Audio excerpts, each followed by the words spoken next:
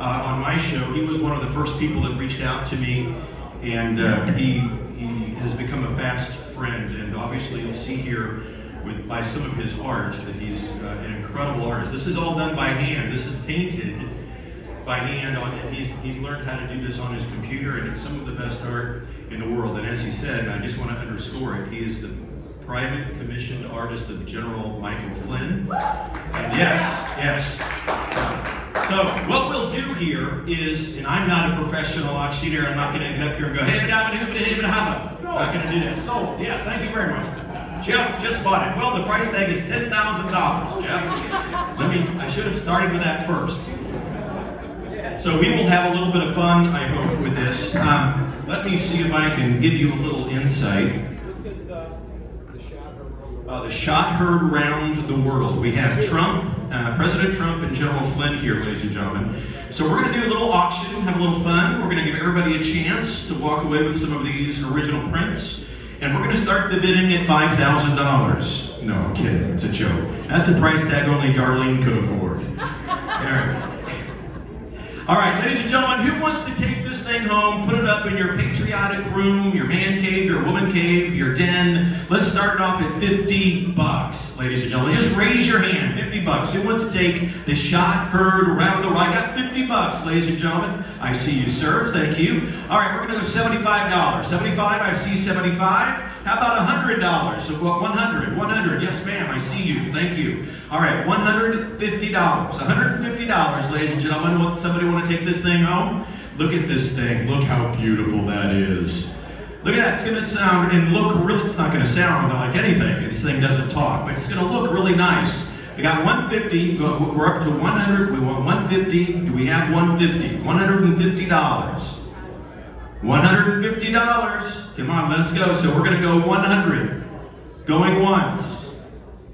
Going twice. Sold to the fine young lady over here. Yes, ma'am. Raise your hand high. So, Mike, did you see that? Did you see who was our lucky winner? You want to go back to the commander's artist table, and he will set you up with this thing. And he's going to bring another one up, I think.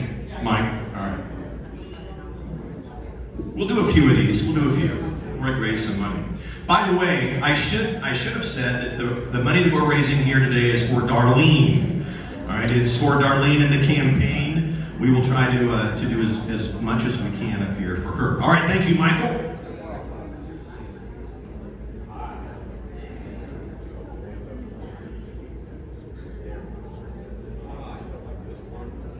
Which one is this, Mike? This is all my favorite characters, standing up to tyranny. Standing up to tyranny. We have Alan West. We have General Flynn. Jordan. Who? Jordan. Jim Jordan. Lynn Wood. And the guy shooting. Who's the guy? Who is the mystery man? That's right. I don't know who that. Are you going to tell us? Yeah. You really want to know? Well, yeah.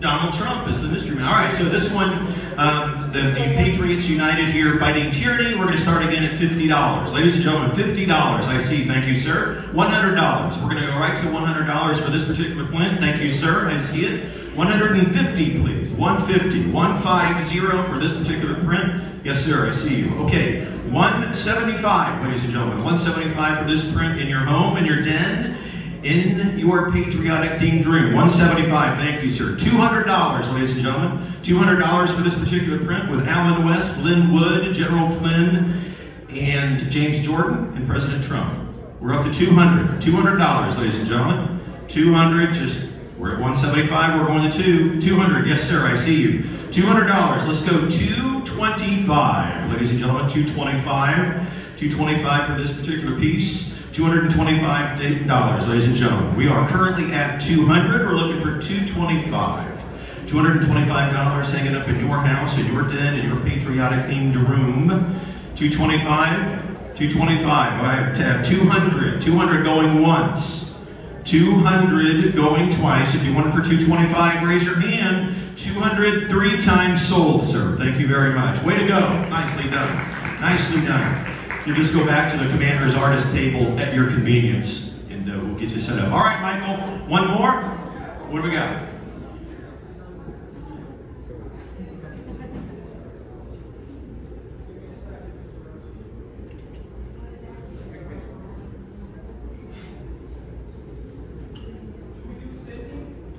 If you want to do Sydney, we can do Sydney.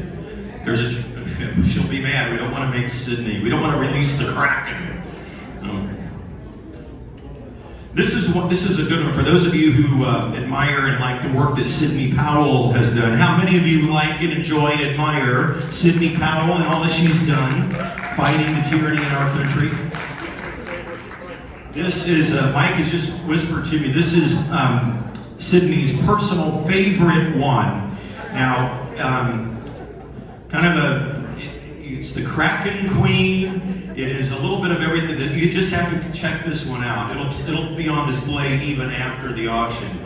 She looks like a cross between Wonder Woman and Aquaman, but I don't know about that.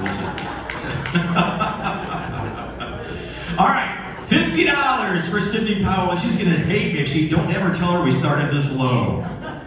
$50 for this particular portrait from the Commander's Artist of Sidney Powell. Do I have $50, ladies and gentlemen? Someone want to take this one home for $50? $50, ladies and gentlemen. Yes, sir, I see you. Thank you.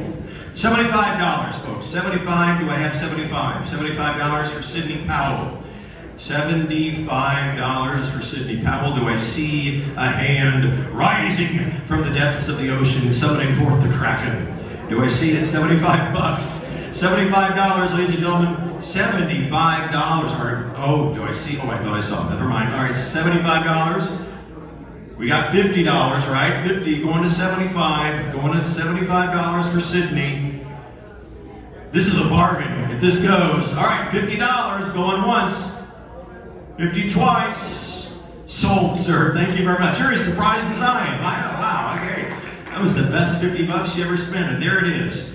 All right. Mike, is that it? Do we have one more? Or one more? All right. All right, I'll just hang up here and do nothing, Mike, while you take your time back there at the table. It reminds me of a story, ladies and gentlemen, about the slow artist. The slow artist who doesn't understand that he's doing an auction, and that to be part and present of the auction is often the best thing. I know, just kidding. CommandersArtist.com. That's right. How can I forget to say that? Thank you, Jeff. Yes. Yeah, we sold that one for $50,000. I wasn't just $50. No. Did you understand that, sir? How about this one? It's not only number 2. It's 10. And I'm not going to return less than 500. Otherwise, I'm preserving. This is. All right, so this one is number 2. This is an original, a limited series. This is the second one of only a few of these, of 10 of them, he says. General Flynn. The title of the painting of the portrait is America's General. And isn't he really? Isn't he really, though? Truly. Rising up to help us all defend what's happening here. So this one, Mike, what's the starting bid? $500? $500, really? All right, $500. $500 for this painting of General Flynn. It's one of a limited series, autographed. And I bet that if you hang out with me or Mike, we can get General Flynn himself to autograph this thing. But $500 is what they're asking for, the starting bid on this one, ladies and gentlemen. $500, only 10 of them created in the world. $500, ladies and gentlemen. Do I see it? Do I see it? The cameraman just raised his hand. Thank you, sir. Just kidding, no kidding.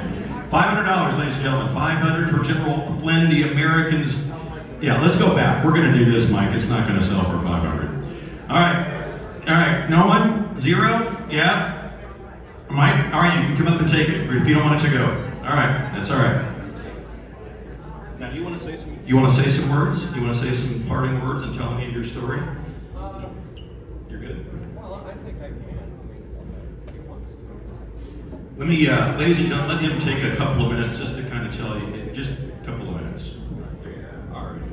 Well, most of you don't know who I am, but I come on the scene prior to meeting General Flynn. When I reached out to General Flynn at the time, he was in financial distress, and I'm like, well, I didn't know much about him. I sent some money in, and I ended up meeting his sister, Barbara. And then from there, I started doing auctions for him. I think 3, raised a lot of money for him. And that's how we connected. And he's been helping me. We've kind of been helping each other. He's a great guy. He's a patriot. He loves the country. I have the highest respect for him. And he told me, Mike, because I was 64, just turned 64, and I was going to quit, put art down for good. I'm thinking I want to retire, right? And he's like, look, no one's doing art for our movement. You need to continue to do this. It gives people hope. It's documenting history, and then one day it'll be in the history books. So what I do, these prints are only made for auction at events like this. There's only 10 of each one you see. Out of 80 million people, only 10 are going to be able to afford or have them, you know. So, in the money we try to give to the candidate to help them finance their events. So far, this has been pretty good. Well, we've had events where they're 13 to 20,000, but again, it's massive crowds, and these people are just, I don't know where they come from, but they really do help out the candidate. So any help for Darlene would be really appreciated. She's trying to run for Congress, and I think you're going to have a surprise speaker coming up here by phone. So I hope you guys enjoy what's coming. All right, my name is Michael, the Commander's Artist. You can find me at thecommandersartist.com. So I hope you guys enjoy the rest of this show. It's going to get interesting.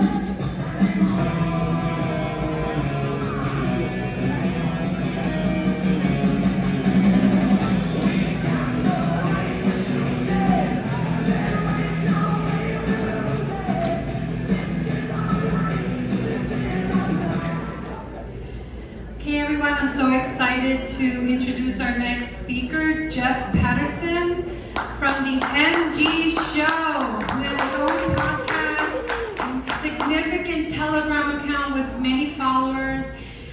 He has spoken at many conferences all over the country, and if there's anybody who knows what is going on, not only with our country, but all over the world, it's this next speaker coming up on stage. So everybody, please welcome Jeff Pedersen.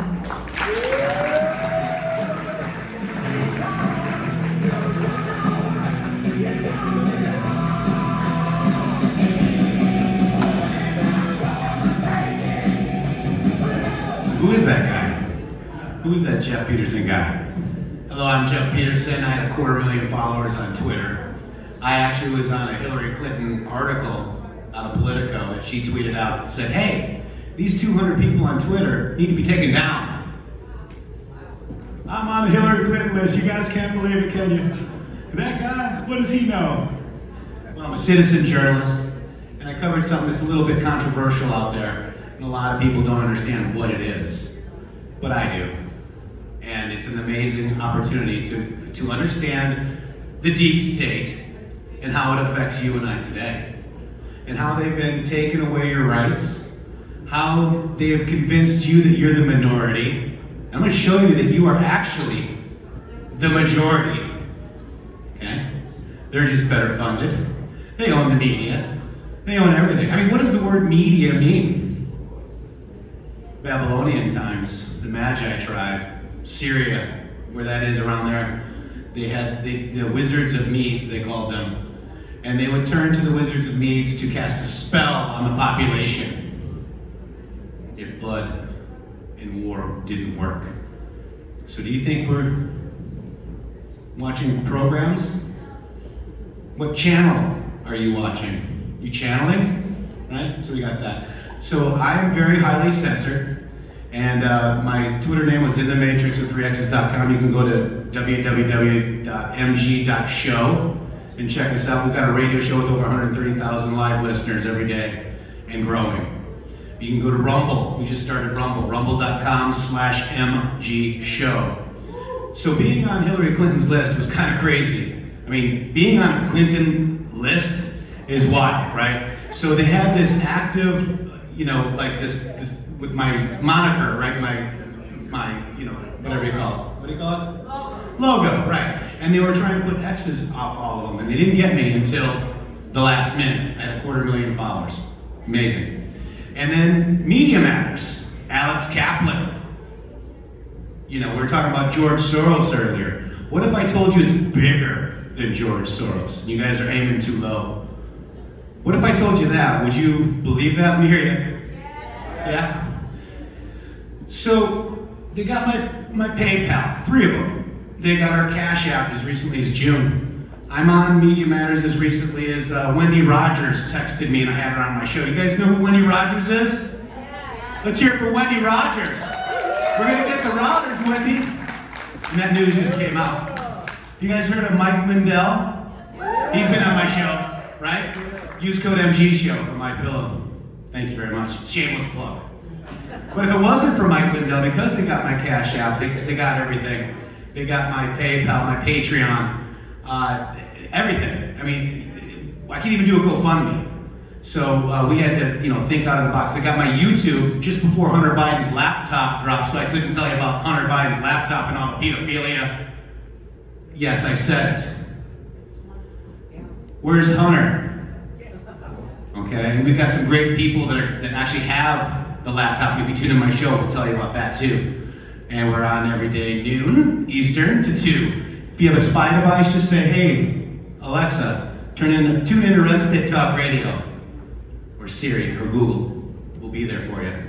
So here we are, all censored, and we're like wondering, how are we censored? I mean, we're the majority. 80 million people voted for Donald J. Trump. I mean, 4 people in hula hoop circles are for Biden, and he's in a basement calling lids.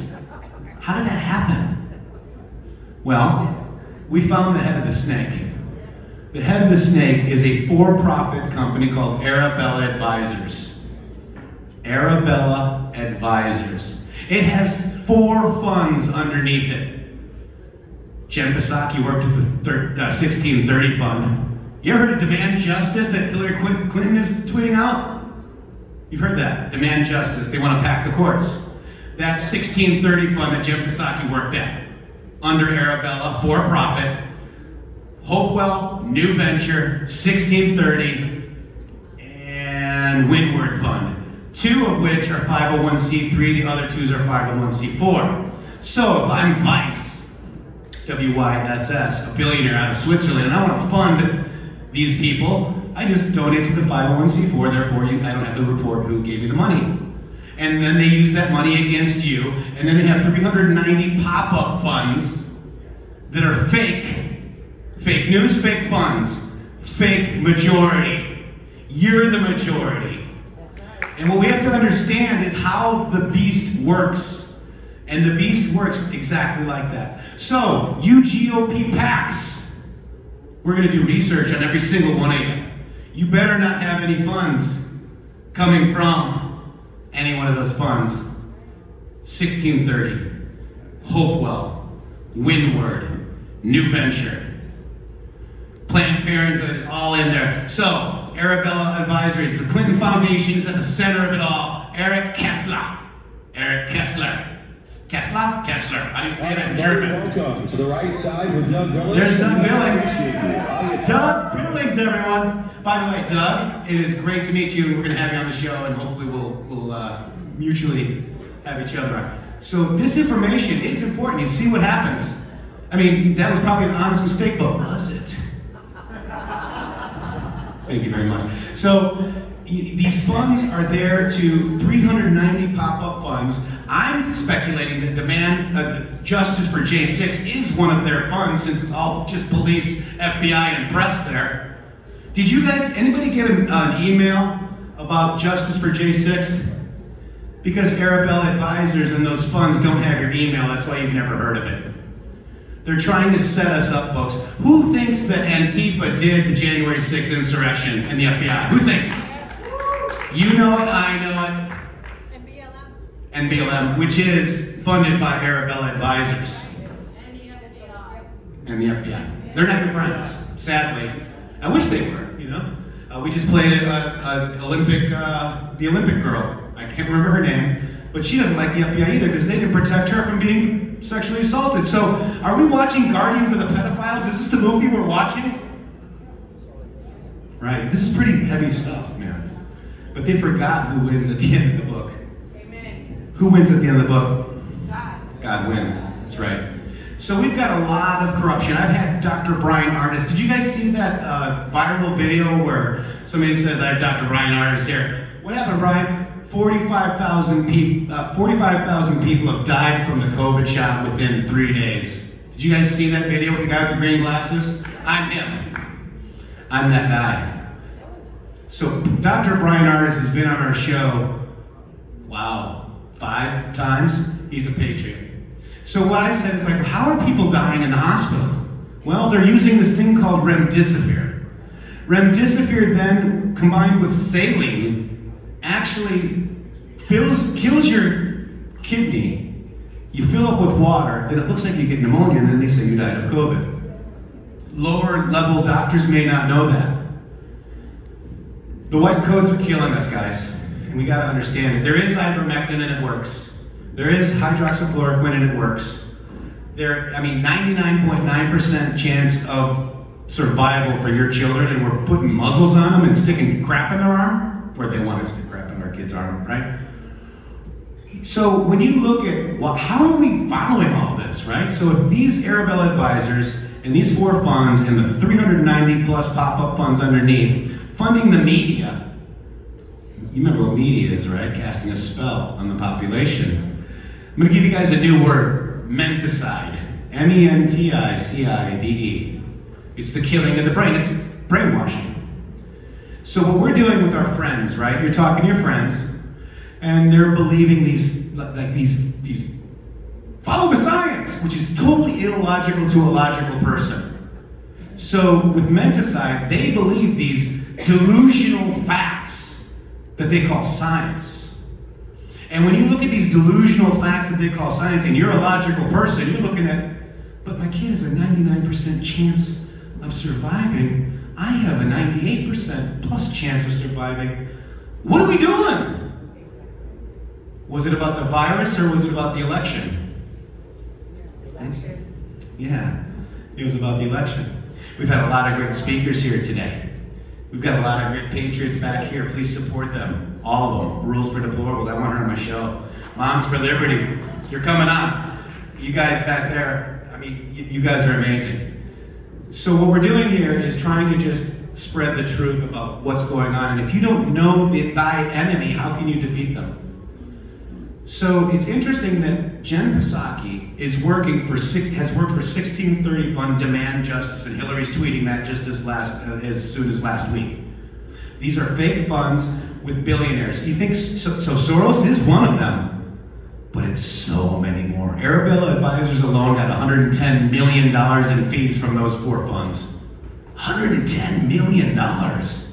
And they just launder that money, and make you think that you're the minority. But guess what, folks? Who here in this room now knows how and why that you are the majority? Do you guys know now? You guys get it? You guys get it, right? Because you are the majority, and nobody's going to come swiftly save you. It's you. You are the one you've been waiting for. The army's not going to help you. Trump's not going to help you. You're going to help you. Think mirror. Look in it. Look in the mirror. That is the beautiful soul that's going to save this country. Darlene, look in the mirror. I'm getting chills right now, guys. I don't know about you. I just got some major chills. You are the ones you've been waiting for. Each and every one of you beautiful people. Because we took our eyes off the ball. We took our eyes off the ball. I was working. I was making sure I could pay my house payment, feed my kid. Oh, I would never do that. Therefore, the government would never do that. Well, guess what, guys? They did that. Both Republican and Democrat. America First agenda is what we need to do. Now, I just got invited to be on the leadership committee for the America Project. Okay? I'm going to be, thank you. The America Project is Patrick Byrne and General Michael Flynn. So with this America Project is going to be the antidote for the Arabella advisors and their funds. We need to find the grassroots organizations all come together, kind of like Demand Florida, which is amazing here in Florida. We need to all come together, and we're going to have a CRM where they are so well organized, guys. They can have 50 people travel around, make it look like they're the majority. But we're going to have a much better program in place. We're going to get together. We're going to have different ways of buying from Patriots. And we need to find the America First Patriots like Darlene and donate directly to her. And that's it. So you can find me at www.mg.show, Telegram, t.me/mgshow. And God bless you all. Rumble, MG Show. What else? Oh, yeah. So okay. So you've got so much corruption here in Broward County. I was on a conference call with Ted Deutsch. I said, hey Ted, where's that $800 million you got? You know, for upgrading the schools. He's like, he went away. And he comes back, and this was on a Black Lives Matter call, because our schools being upgraded as white, black, Asian, I don't care what you are, it's our schools. And he couldn't answer the question. So he came back and says, well, I can't answer the question. Which 800 million, he said. I'm like, wait, there's more than one 800 million? So guys, there's so much corruption here in this county. There's projects that are here in this county that need to be audited and exposed, and I know Darlene is going to be the one to do that. Darlene Swapper, thank you so much. Thank you guys so much. I love you guys. Thank you. Thank you very much.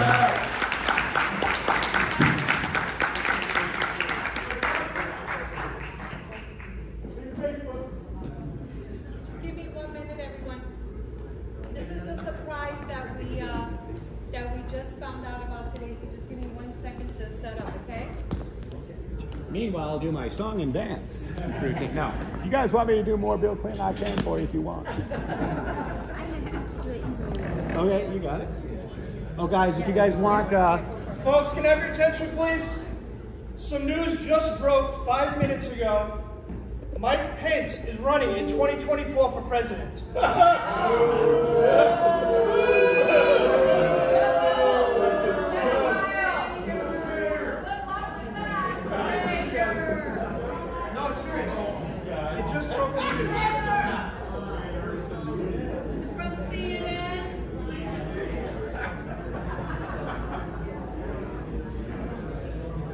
This is why we need to take the GOP over. This is bullshit. Okay? We need to take this GOP over.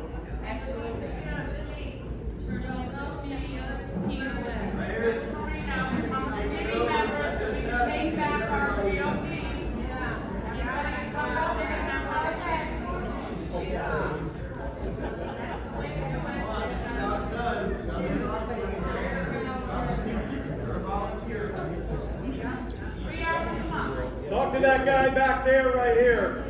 He'll help you take over the GOP. If you're not a precinct committee man or committee woman in this place right here, shame on you. Shame on you. Okay, you should be joining our GOP. Help us take it over. We've already added 300 new people into the GOP, and they're all America First people. This is the way we take over our GOP. You get to vote for the people who lead our country in our Republican Party. This is how we take over. This is how we take action. We need to do this. We need your help. Please go back there, Chris, and join, please.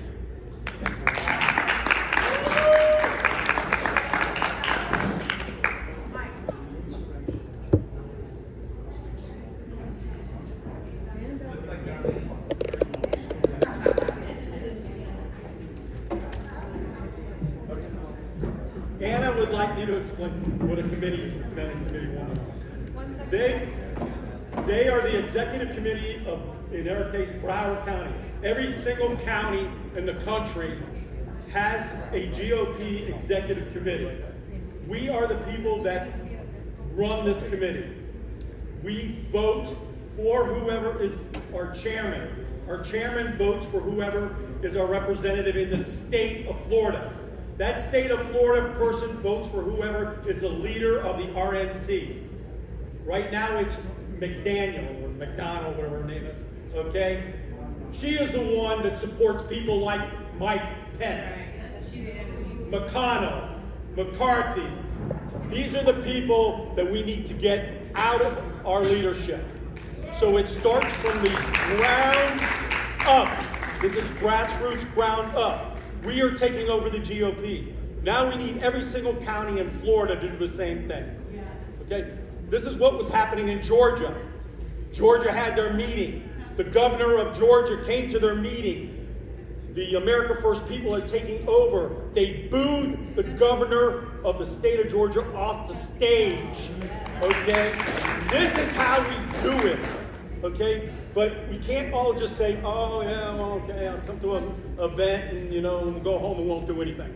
We got to get active. We got to get involved.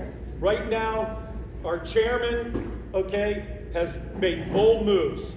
Everyone said, oh, they don't do anything, they don't do anything, they don't support. He has formed committees. I happen to be on the committee. Chris has to be on a committee. We worked 6 months for this.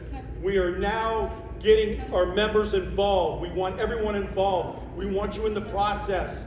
We want you leading. We want you doing things.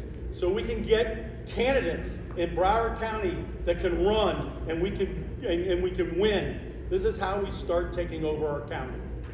Okay, so thank you. This gentleman has full support of Veterans for America First organization, by the way. He knows what he's talking about.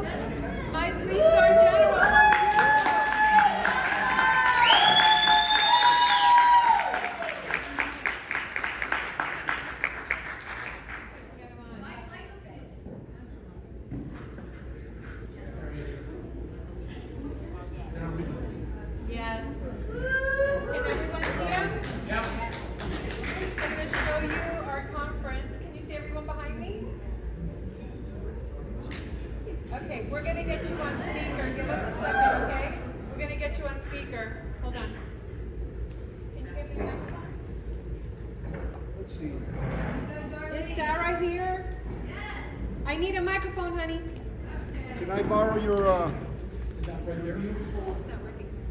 Testing. But we want the crowd to hear you. Hello, 1, 2, 3. See if you can put it right here.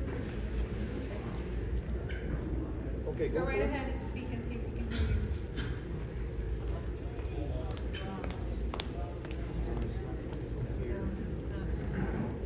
Speaker.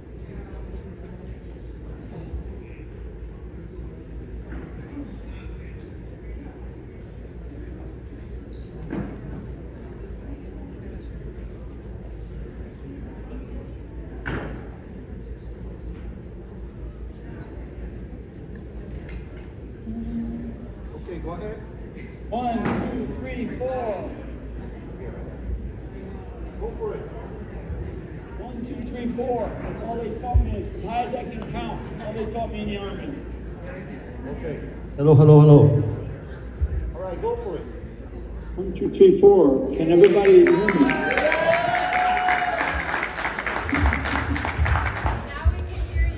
All right, let me get to the video. There you go. Okay.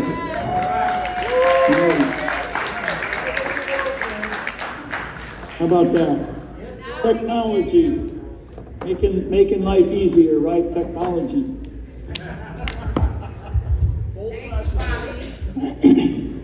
You have any fake news attending? They're back from our conference. Love you, General Flynn. Thank you.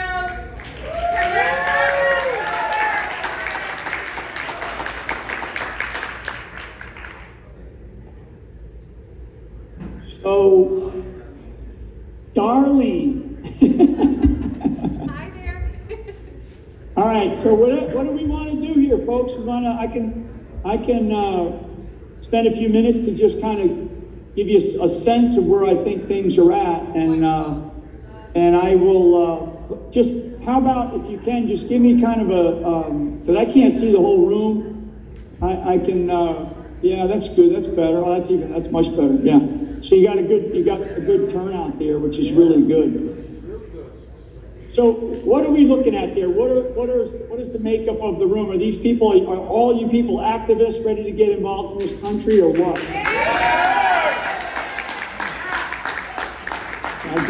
I can barely hear you. Can you hear me? Yeah, we can hear you. Very well. Okay. All right. Terrific.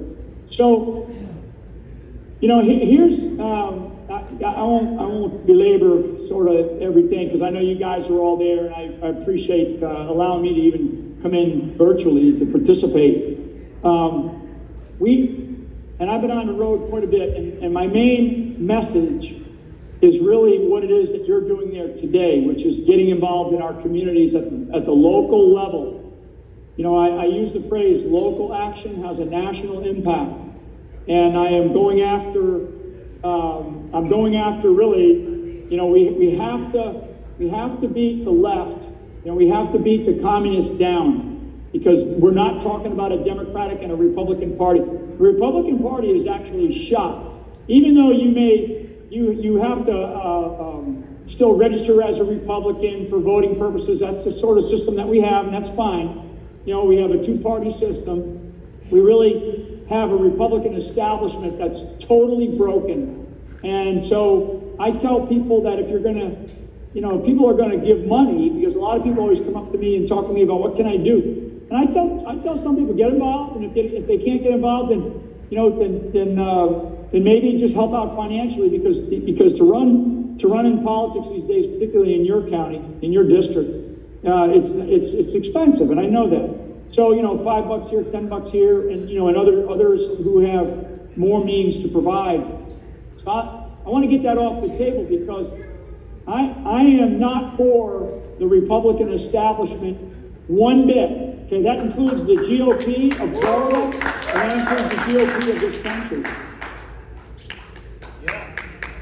So, and I argue with people all day long, because I know these people. I know exactly what their game plans are. I know how corrupt they are. The level of corruption is so.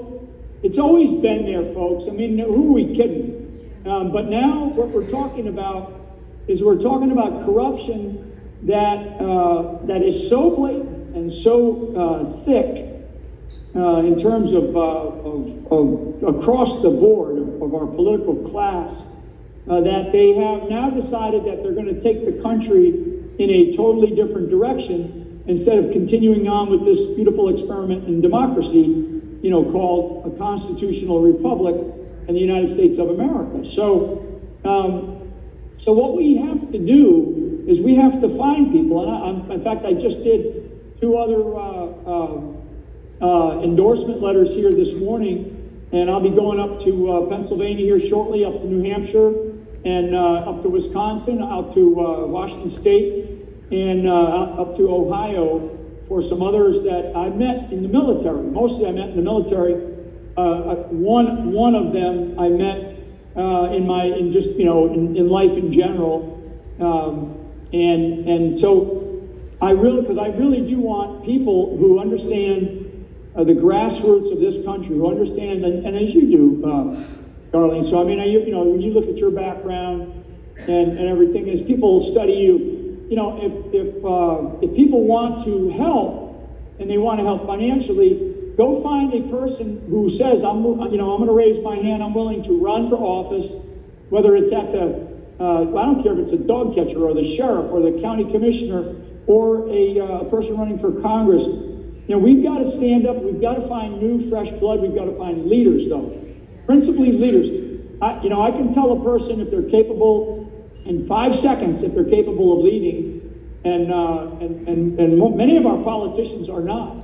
They got there because they've been in the political world their entire lives. In many cases, from the time they were interns for some senator or some congressman or some mayor, even years and years ago. I mean, these people that have been in there for 10 years or 20 years or 30 years or 40 years or more than 40 years. So everybody understands that problem. The solution for our country, and it's going to take more than what I'm about to talk to you about, but it is going to take this, and it includes every single one of you in the room. And I just got off of a phone call with an individual up in Forsyth County, North Carolina, within the last 45 minutes, and it's the same thing. People have got to decide, and I'm 62 years old. I'm going to be 63 in December. I have children and I have grandchildren. And frankly, I love to see young people like Darlene stepping up because it's really my generation. My generation has screwed this country, excuse my Irish, because we allowed our freedoms to be taken for granted, and we just sort of went along with everything. We said, it's always been like this, it's always been like that. Politics as usual. Not anymore. We're done. It is no longer politics as usual.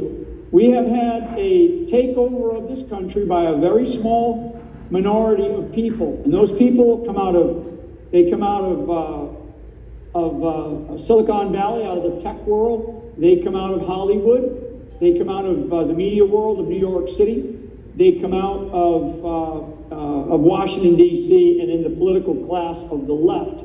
Not everybody, and most of you don't even know this, but there's about 75 members of Congress right now, not Ocasio-Cortez, Miss Chick-fil-A, right? And Bernie Sanders, who are the two sort of, those are the two big names, and Ilhan Omar is another, but there's 75 members of the Socialist Party of America in Congress.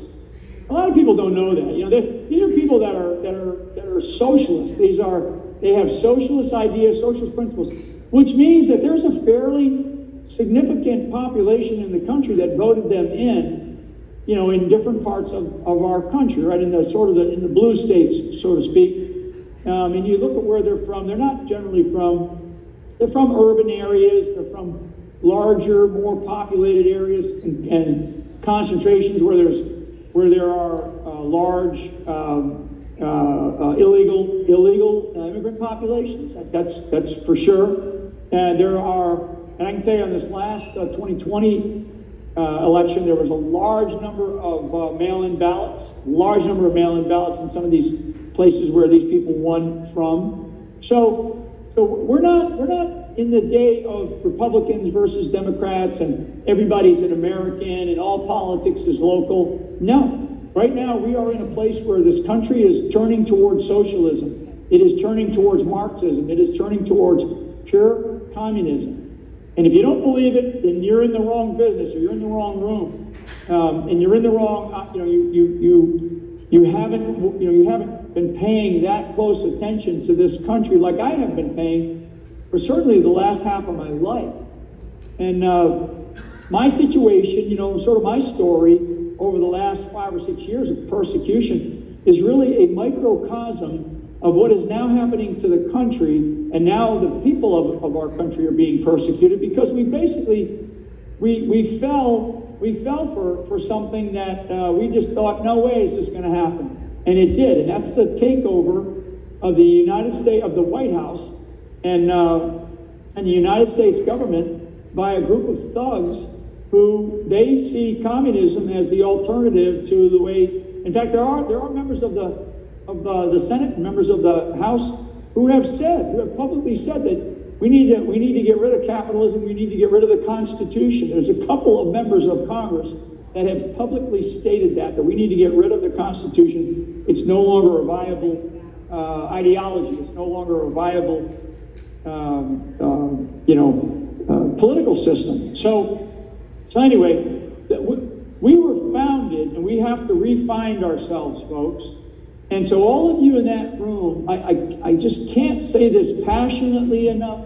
I can't say it, in however you take it, it's strongly enough that in this case, the district that you're talking about, Darlene, and that you're running for, I mean, you have got to be so active. And I know that the registrations in Florida, the Republican registration has really gone through the roof. I believe that this off-cycle election is going to have a very, very large turnout of voters, of Republican voters especially. But people are going to be blocked. And why we're going through all this COVID confusion, I call it, right? The health tyranny. We're going through all this because they are going to continue to use this unconstitutional act to control our lives and to say to you, well, if you don't want to vote, you can do mail-in. I mean, the canvass, and I hope everybody in there understands canvassing. You essentially going and knocking on doors after an election to go canvass to see how people voted. So in the canvass that occurred in Arizona, one residence that was canvassed had 52 votes from one residence where 2 people lived. So they knocked on the door. There's only 2 people live there. They did vote. And they didn't vote by mail-in, which was what the results said. They actually physically walked in. But there were 50 other mail-in ballots from that resident, from that house. I mean, so that's fraud. That's not just fraud, that's a crime. That is a crime. So there's a weakness in our political class because many of you in that room should say, well, what are they going to do about it? What are we going to do about it? Our political class is not going to hold itself accountable. So therefore, we the people must hold each other accountable. Well, I can tell you when a principally democratically strong-held set of precincts, they will have precinct bosses. They call them. I call them precinct bosses, and they call them precinct captains, I think, by title. But precinct bosses, well, the Democrats have volunteers that they pay. And in many cases, those precinct bosses, they act like thugs. And so what we have to do is we have to put people in the right places that are in there ready to get into people's faces and say, this is not how this is going to be run. This is going to be run like this. Here's the rules. Here's the policies. Here's the law. So we have to train. We have to get people ready in these precincts because they will take those precincts and they will steal you blind in the middle of the day with all the lights on. Okay? And I mean this. I mean, we have got to fight. I know what their little game plan is. I know what the communist game plan is in this country, and we have got to fight fire with fire. We have got to be tough. We are. Sorry, I just got cut off. You there? Yeah, we have got to be tough. We have got to fight fire with fire. We have got to be in their faces. We have got to be on the streets. We have got to be knocking on the doors. We have got to be registering people. We have got to go solicit support for financial support. You've got to do all of those really hardcore things the way they do them, and the way they do them is in your face. And so I think that we have to be professional. We have to be, but we have to be tough, and we have to talk about our values and talk about what America means. Because you're in an area where when I was down in Dade County the other night, actually last Tuesday night in Dade County, talking to a group of people to promote they got a really serious problem in Dade County school board system.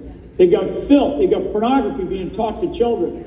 Okay? We have it in Well, then what you should do is you should go and tell them that those people should be arrested for teaching pornography to our children. We're working I mean, on this it, is. sir. We wrote a demand letter, and we are working with Bev Kilmer, who is a former state representative who's outlined every executive order and law that they're breaking and going against. And we are fighting our school board, and the next step is demanding their resignation or filing charges. And Annie Sensi, who's here, is behind that. You file charges, but I'm gonna say that. I'm on thin ice with the governor of Florida right now, folks, okay? Not because of he's put me on thin ice, I'm putting him on thin ice. And the reason is because when we teach pornography to children, which we are doing in the school systems of Florida across the board. I mean, I'm on the other coast. I just got in late last night, about 2 o'clock this morning. You know, I'm over here in Sarasota County, and I'm leaving tomorrow to go back out west. And in Sarasota County, they're teaching pornography. They're teaching filth. Dade County, they're teaching filth. Polk County, they're teaching filth. I mean, it's filth. And so the governor has the responsibility to not say, hey, don't do this. He's got the responsibility to reach down and fire these people. He can do that. He's got the authority to do that using executive privilege. And so, I'm glad to hear that you guys are doing what you're doing. Yeah, I'm glad to hear that you guys are doing what you're doing, but I'm just telling you, you guys have got to get, that's great. You guys have got to get involved in this stuff. You've got to get involved in this stuff. Hey, Julio, there he is. Hey, Mayor, how are you? Thank you for seeing you. Two days a long week. So this is, we're going to lose this country if we don't stiffen our spines. You know, and for all the politicians that say, and I've heard it come out of people like I just talked about, and others who say, well, you know, if I do that, boy, I'm going to get attacked. Tough, get attacked. That means you're over the target. Don't worry about the media. Don't worry. The media is totally owned. All you got to do is you look at the media, you look at the newspapers, and open up the newspaper in your town there. And turn to the first page, inside cover of the first page, and look at who owns it. I tell you, it says it right there. The ownership is right there on the, when you look at who the publishers are, which sports department. There's a little box here on every newspaper. I looked at it over here, and I know who owns. I mean, these people are the left made a conscious decision during the Clinton administration, and many people don't know these things. I'm just telling you that this has been going on for decades. But they made a conscious decision to get the media involved, the big media, big corporate media, to go ahead and buy out all of these small newspapers. Why is my hometown owned by NBC? Okay, owned by the corporate world of NBC. A small hometown of less than 10,000 people, and they're, so you look at the newspaper and you go, where are these headlines coming from? Where in the past, you used to be able to go to the Broward Journal or whatever you call it.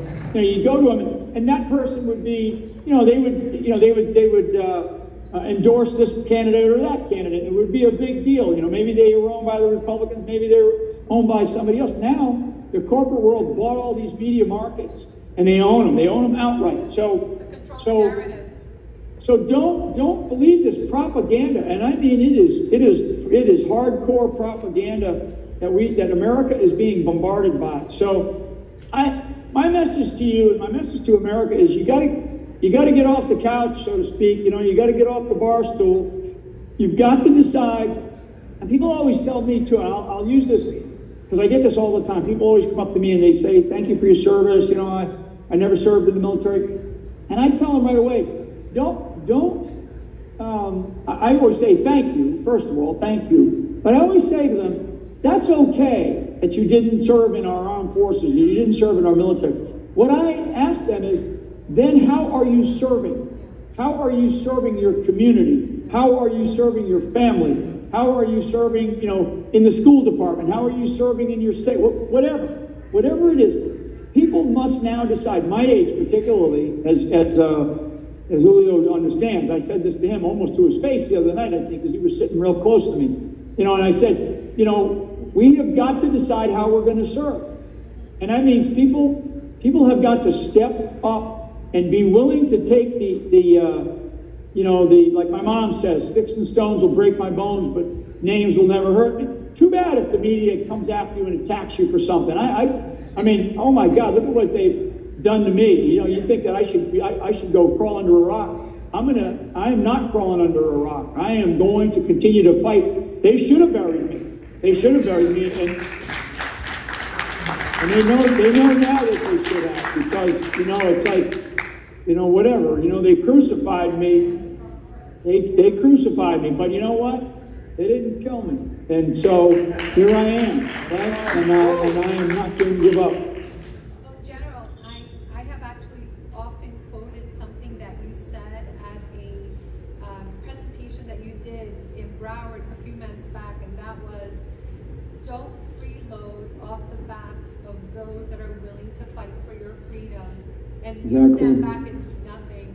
That was probably the most favorite thing I've ever heard you say, and I've often quoted it in a lot of my speeches, because it's true. I mean, we, just like our founding fathers, every single one of them collectively got together and sacrificed everything for us to have the liberty that we have today. And we also have to be willing to do that now, because if we're not willing to do that, we don't deserve our freedom. Yeah, they are. So you're touching on one of the most important things in our nation, and that's really the fundamentals of our Constitution. And so when we talk about the argument by our founders to create the phrase pursuit of life, liberty, and pursuit of happiness, right? Life, liberty, and the pursuit of happiness. There was a big argument about that, about what things to choose, right? The most precious thing is life, right? So the most precious thing in our Constitution is that we are freeborn, and we are given a life to be freeborn citizens of this great country. Liberty, we are given individual liberties. Our Constitution is built on individual liberties. They framed it around individual liberties, not liberties by this, you know, up in Tallahassee, or liberties in Washington, D.C., but individual liberties first. That's what they framed it around, individual liberties first. And then this idea of the pursuit of happiness, because really, you know, what we really want as a people, as freeborn citizens, is we want to be able to pursue the life that we want to have, and we want to be happy with what we do and what we choose to do. And so all three of those elements are at risk right now. Clearly, life is at risk. It is at risk, and it's been at risk, especially for, you know, the life, and I don't like to say the unborn. It's life of a child, because everybody knows when, you know, like I have 4 grandchildren, and when my son called us up with my daughter-in-law to tell us that they just learned that she was pregnant, I mean, we all go crazy. Everybody goes crazy, right? You don't wait until 9 months to go crazy. You go crazy as soon as you find out, because it's life. Liberty. We are facing health tyranny right now. We are facing education tyranny. We are facing all sorts of tyranny that is happening in our country right now, and these are all unconstitutional, and they're all coming at us. And then the pursuit of happiness, I mean, we're involved in an emotional, a physical, an intellectual, and a spiritual war like we have never been involved in this country in our history, and that pursuit of happiness is at risk if we don't win those battles. We have to win these battles, especially the spiritual battle. So, you know, with that, I'll wrap and throw it back to you and your great audience. And I just want to say thank you for stepping up. You got my full support. I really hope that I hope that the people that are around you are ready to fight for you. Okay, so God bless, and maybe I'll take one question, but not from Julio. No, I said not from him. Oh, not from Julio. Anybody have a question? Yeah, Anna DeSensi has a question. Come up, honey. Lo siento mucho, he said.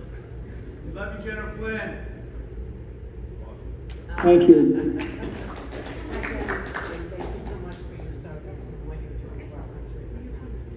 Thank you. I can hear you. I can hear you great. Yeah? Along with what's going on with our school system, we've been trying to expose that for quite some time. I'm a parent of the Parkland shooting, so there's been a lot of discrepancies with that. So digging into all that, I find you find other corruption and other corruption. Well, then COVID hit and Bertha Henry had a closed-door meeting with Dr. Fauci. To make a long story short, it's if you end up in the hospital right now, you're a hostage. You cannot take care of your parents. And my father was killed in January because they would not administer ivermectin, hydroxychloroquine. And even I said, give him vitamin C and vitamin D, and the doctor, clearly, I'll never forget his name, Ken Stoke, he told me that you have to trust the doctors, I don't believe in that treatment. And then my father died. So now there's other people, when I start telling my story, it's like when you have a story, then you find other people that have the same situation who lost their parents within a week. So many people, I have a friend that lost 4 people in their family, and there's so many more. Yes, and it is the most horrific way to die. They're dying by suffocation. So it needs to be, my question is there any way that you could have Governor DeSantis look into what's going on in our hospitals in Broward County, because they're killing people, literally killing people. Yeah. All over Florida, but yeah. So let me address 2 things. Okay, and the first one is a question that I want to ask the audience. Okay. And I want the audience to repeat after me. Can the whole audience hear what I'm about to? Can the whole audience hear me? Yes. Okay. So I want the audience to repeat after me. I want you to respond back to me with this question. I want you to ask me if I've gotten the vaccine. Have you gotten the vaccine? No. It's none of your damn business. Okay, the second thing. I am very, very aware of this issue that you raised, and as a lot of people are. I mean, I just lost in the last month 2 people who both went into the hospital, and there's going to be 2 criminal cases. In fact, there's 1 criminal case is already underway up in South Carolina, and there'll be another one up in Illinois here. Yeah, I know. And so. And they're gonna be criminal cases, and there's gonna be some discovery that's gonna find out, because these people went into the hospital and were refused things like ivermectin, were refused other preventative means to take care of themselves.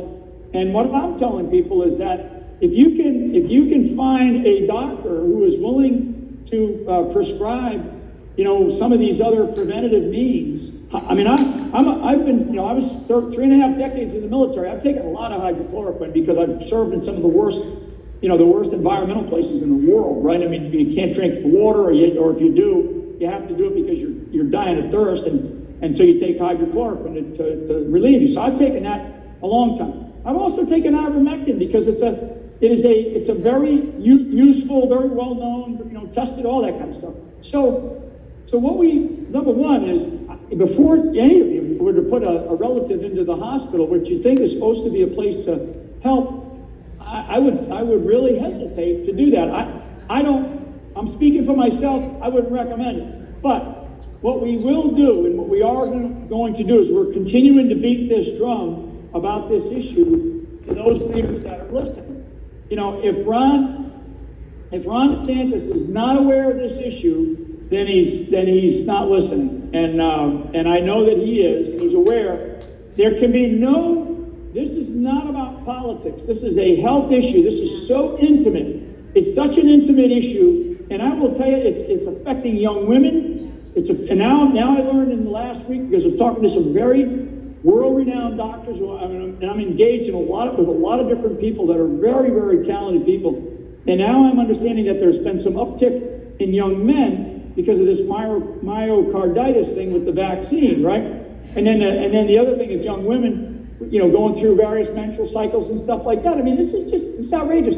So for the elderly that are going into hospitals, or they have to go into hospitals, I mean, I'll give you one example of one friend who a while back, probably 6 months ago, at least 6 months ago, he took the vaccine. He immediately got ill. and then he immediately went and found another doctor, and the other doctor was able to prescribe him ivermectin. He's been on a battery of ivermectin. He never went into the hospital, thank God, and he kept his wife, who is not as healthy as him, from taking the vaccine. I mean, I just read through, I got another update on VAERS this morning. Everybody knows this VAERS system, because there's two different issues here, but they're one and the same that I'm addressing from your great question. You know, it has to do with the whole response by the country and by people. I wish you could see the video. I wish I could show it to you all. The video today, or because they're a day ahead of us, in Perth, Australia. I mean, it's 1 million people came out in Perth, Australia, and this is what's going to happen in this country, because they have a different set of rules down there right now. They're very, very restrictive. So we're moving into a place, and I call this health tyranny. It is health tyranny. My body, my choice. You have to be the judge for those that take care of elderly folks who have other conditions and stuff. But I'm telling you, so if I can avoid a hospital, and I will avoid a hospital. I will put stitches on my own, body before I go into a hospital, because every time I go into the damn hospital, I get sick. I look at all these people; they're all sneezing, and it's like you're walking in the hallways, and I'm like, it actually makes me ill going into a hospital. And do we need the heart transplants, and do we need all these other things? Yes, we do. But the government, our government right now is a tyrannical government. And I've said this publicly, and I just said this to about 5 million people yesterday. We're facing tyranny, folks, and we are in a transition point. And I'll finish here. That transition point is either going to take us towards communism, or it's going to take us back on this path of this beautiful experiment in democracy. That's right. As God is my witness, this country was built primarily on religious people who were being persecuted because of their religious beliefs. Now we're being persecuted for just trying to take care of our health, and we know that we're dealing with a strong case of the flu that has a 99.5% recovery rate. It's higher if you're 20 years old and younger. If you're in the like my age and above, it's still above 99% recovery. So we're not, this is insanity, and we've got to stop acting like we're in the insane asylum here, folks. We have got to wake up. So God bless you, and help fight back to get our country. Figure out what you're going to do and get involved. Local action, national impact. God bless you guys. Yeah, absolutely. Thank you, John. Good luck. Bye-bye.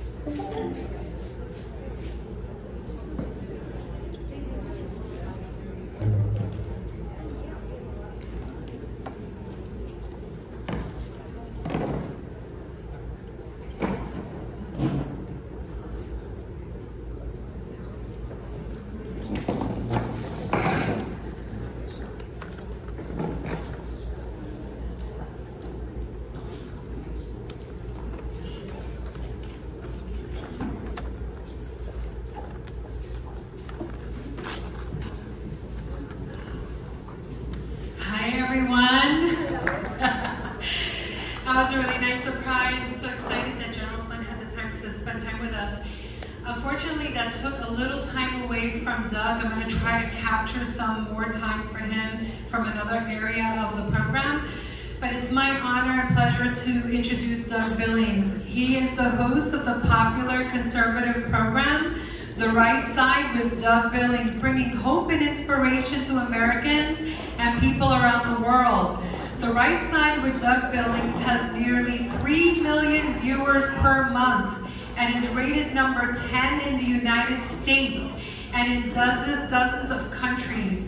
General Michael Flynn, Lynn Wood, Glenn Beck have referred to Doug as the next Rush Limbaugh. His show attracts high-profile guests such as Patrick Byrne, Mike Lindell, Alan Keyes, Sidney Powell, George Papadopoulos, Jad Prather, Clay Clark, Dr. Simone Gold, Karen Kirsten or Kingsley? Karen Kingsley? Kingston. Sorry, Karen Kingston. When you watch and listen to The Right Side with Doug Billings, you also get a dose of hope and inspiration. Doug brings godly enthusiasm and optimism for America and the world to every show.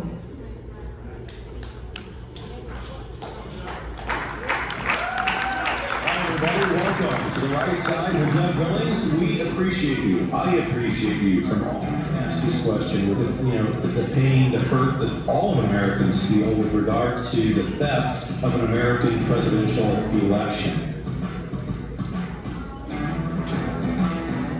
Today, Lee Dundas is with us, human rights activist, lawyer, abolitionist, and all-around superhero, in my opinion.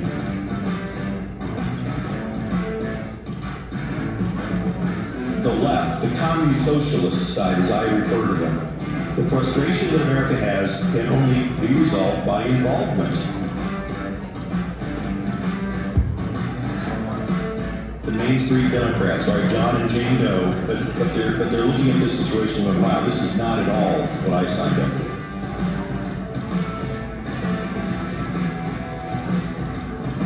Thousands of sworn affidavits from people who claim they witnessed fraud. That's evidence in my mind. I mean, am I wrong? You know, Dr. Gold, what I said at the beginning of this when the mask mandates and so forth began to roll down.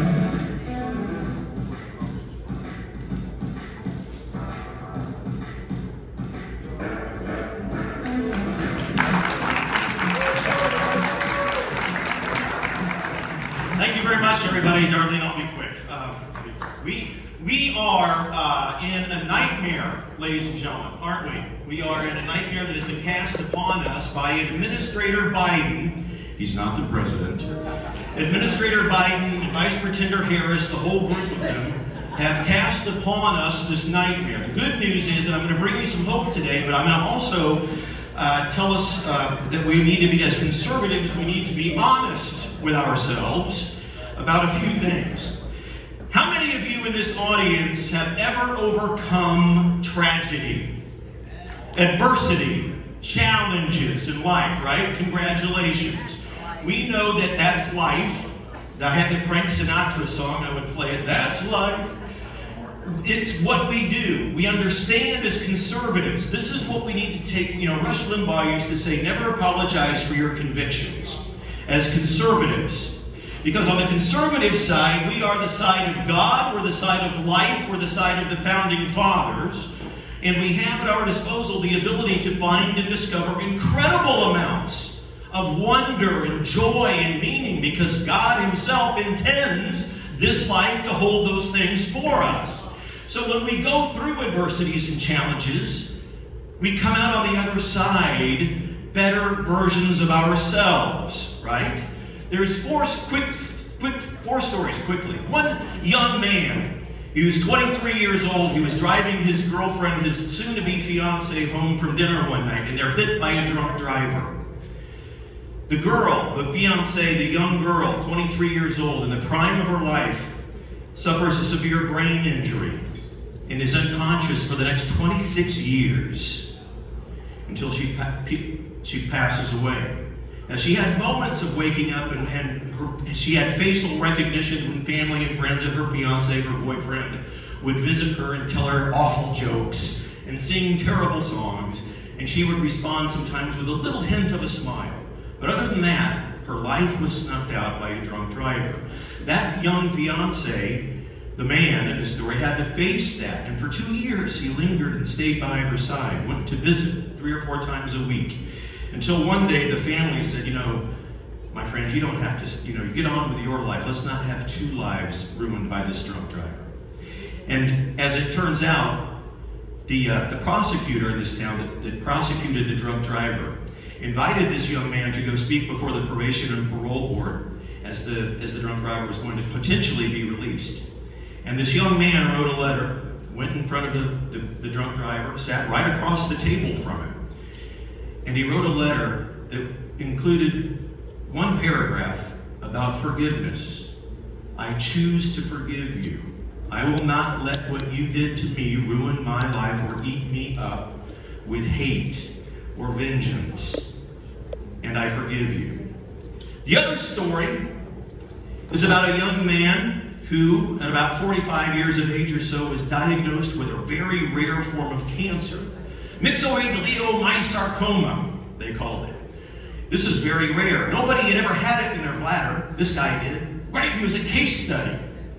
He didn't have to go through chemo because if all of you doctors and so forth in the room know, sarcomas don't react to chemo and radiation. They had to cut it out of him. But this man's sense, before the diagnosis, of sympathy about other people he had heard that had cancer was basically this: oh, I'm sorry. And then he would go on with his life. After his own diagnosis and successful battle against cancer, he became much more aware. Just like the young man who was a victim of the drunk driver became much more aware of other people's sufferings, he went out of his way to make sure that when he heard of other people being diagnosed with cancer, that he took time to really say to them and mean to them, how are you? Can I do anything for you? Do you need someone to talk with? So you see, the deepening of understanding of other people's pain. Another story, a young man who comes home one day from his church softball team, and he's upstairs changing clothes, getting out of his uniform and so forth, and there's a knock on the door, and it's the county sheriff. I'm sorry, sir, you've got 20 minutes to gather your personal things. Your wife is filing for divorce. What? I mean, from out of nowhere, this news was delivered to this young man. And he had to gather his things in a suitcase and depend on his sister, who was a real estate agent for a community of apartments. And he got himself a studio apartment. He had gone from a house in the suburbs to a studio apartment, where in the middle of that studio apartment floor, he knelt and wept and wondered what had just happened. There's many more details to the story, but that's the gist of it.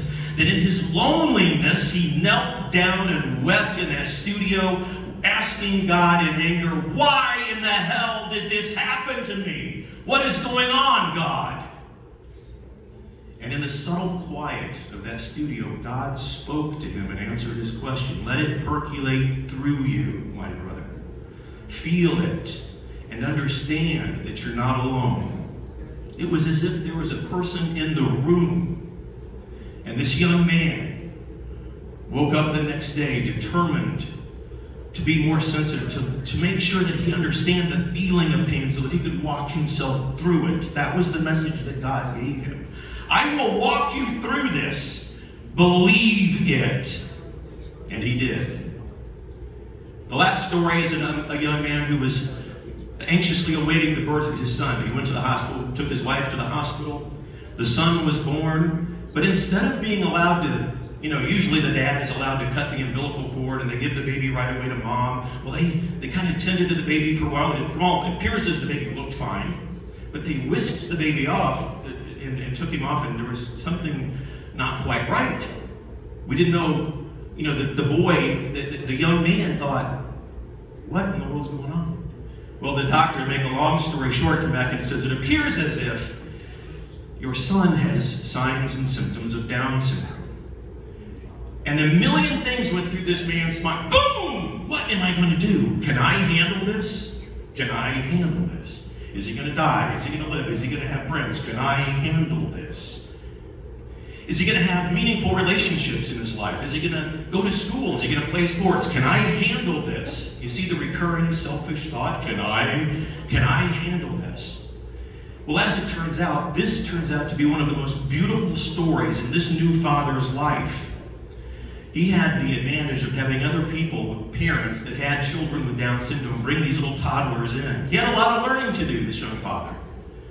And he discovered quite quickly that this extra chromosome that these kids have, this extra 21st chromosome, I have heard this said, and the young father said it almost immediately. I'm going to call that the divine chromosome. Because if each of us had what they have in them, the world would be a better place. You understand that these people have no senses of prejudice. They have no venom in them. They're genuinely always happy.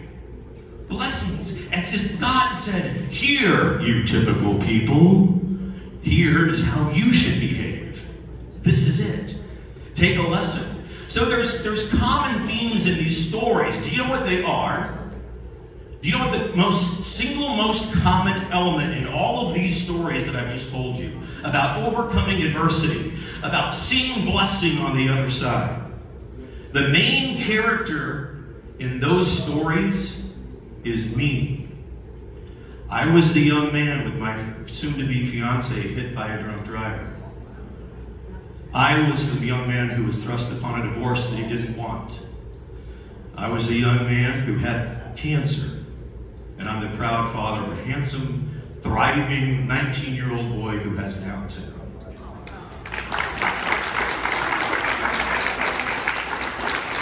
Now, I tell you this for two reasons. One, I want you to know me. Number two, we are the side that understands tragedy and adversity and we overcome it. The other side has mental breakdowns. Think about it. The 2016 election, when Trump won and Hillary lost, did you see the meltdowns? The resist movement is born. They don't know how to challenge and deal with adversity unless it's resist or topple that statue or burn that building. We have, for the past 5 or 6 generations in this country, raised a generation of wussies because we've given them participation trophies. We have not taught them the advantage of competition and how to win and how to deal with tragedy, adversity, and challenges that are part of this life. And as a result, we have students that need a safe room to take a final exam if they take the final at all. We'll just let this one go, Johnny. Don't worry about it. We'll get you your grade later. Thanks for participating. Here's your trophy. Right? So we have now that we know as conservatives we can face adversity and we can overcome it. Here's the truth that we need to face as conservatives. Now this truth you know. The 2020 presidential election was stolen from us. It was absolutely stolen. Can I get an amen? It was stolen. And when things are stolen, we want them returned as soon as possible. Now here's the thing. You're going to have to give yourself the blessing of patience. We also need to realize that as conservatives, although we were involved in 2020 at the presidential election, we voted in record numbers for President Trump. We did. We were thoroughly involved in that election. But for the last, since whenever Franklin Delano Roosevelt was in office, we have not been involved at the local level. And as a result, we have lost seats that would have prevented everything that we're encountering now. Everything. Go with me on this. A lot of people give me grief because I will tell you, after conversations with my friend General Flynn, if any of you are waiting for the military or think that the military is secretly in control, snap out of it.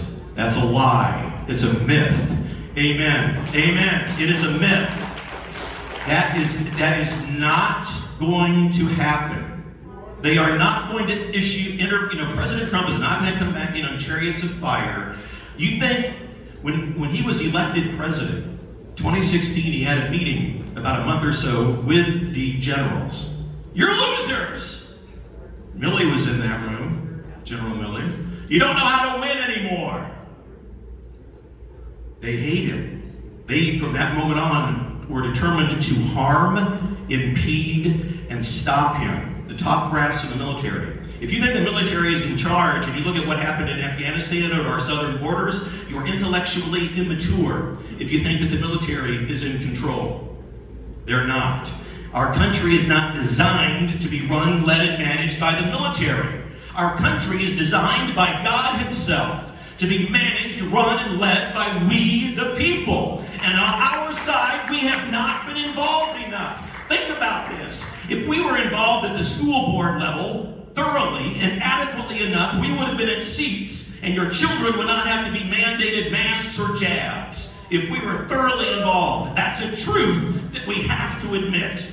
If we were thoroughly involved at the county level, we would have been at the table and refused to discuss Dominion voting machines when those conversations came up. If we were thoroughly involved, we would never have let our county legislature shut down and wreck our economies and kill even more people than the virus did.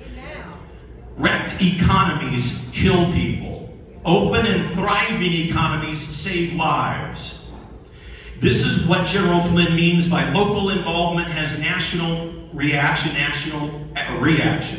We must convince our fellow conservatives that it is at the local level. And because there is a demon whose name is cynicism, who will come out and nest on your shoulder. Billings is crazy. How could running for the school board prevent what Biden is doing to us today? Think it through, my friends. Think it through. If we were involved at the local level thoroughly enough, we would not be in this nightmare. We simply would not. We win as conservatives. We have 4 documents at our disposal. And I'll end with this. 4 documents at our disposal that are all equally and powerfully inspired by God Himself and written by the hand of man. We have the Bible. We have our Declaration of Independence. We have our Constitution and our Bill of Rights, all inspired by God Himself. We are a covenant nation under God, and He intends it to be so. Amen? Amen.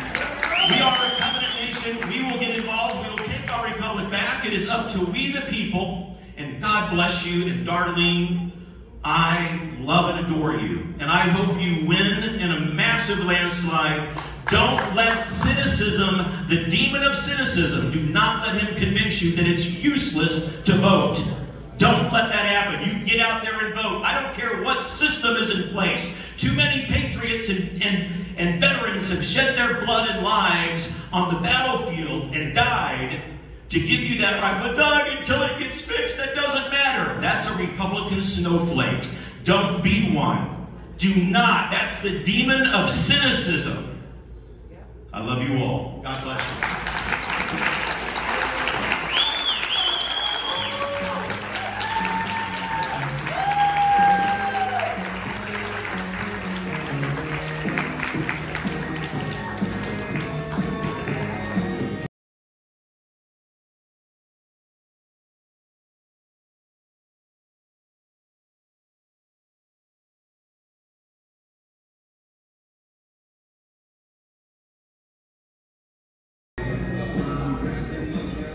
There's one thing that Doug did not share with you, and that is he is an amazing Elvis Presley impersonator and can throw down in karaoke.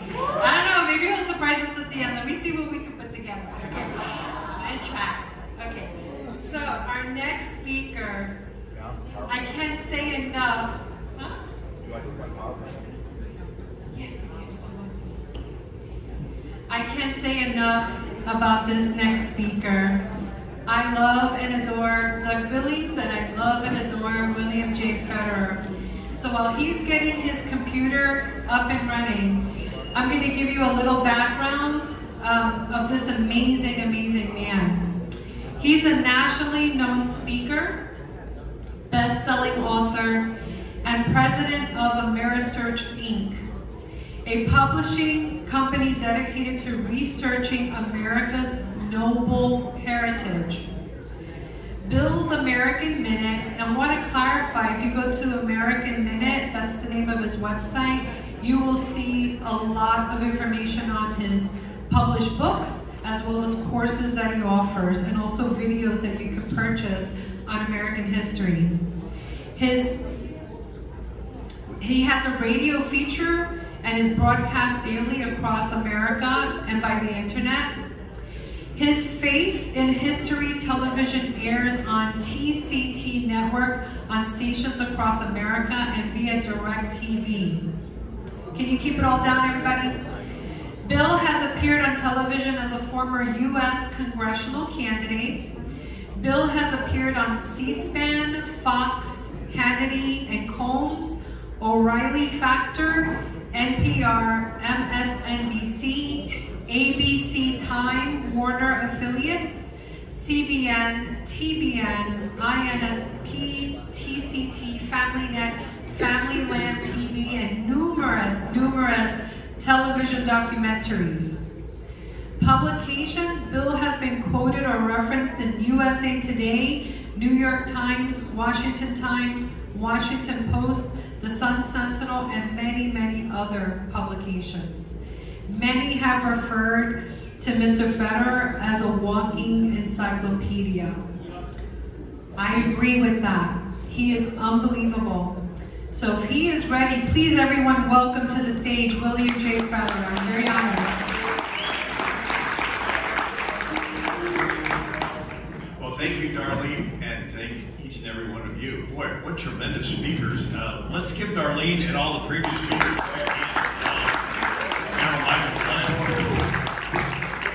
Well, I have a book on the back table. It's called Socialism, The Real History from Plato to the Present. And I have a PowerPoint presentation that the subtitle is How the Deep State Capitalizes on Crises to Consolidate Control.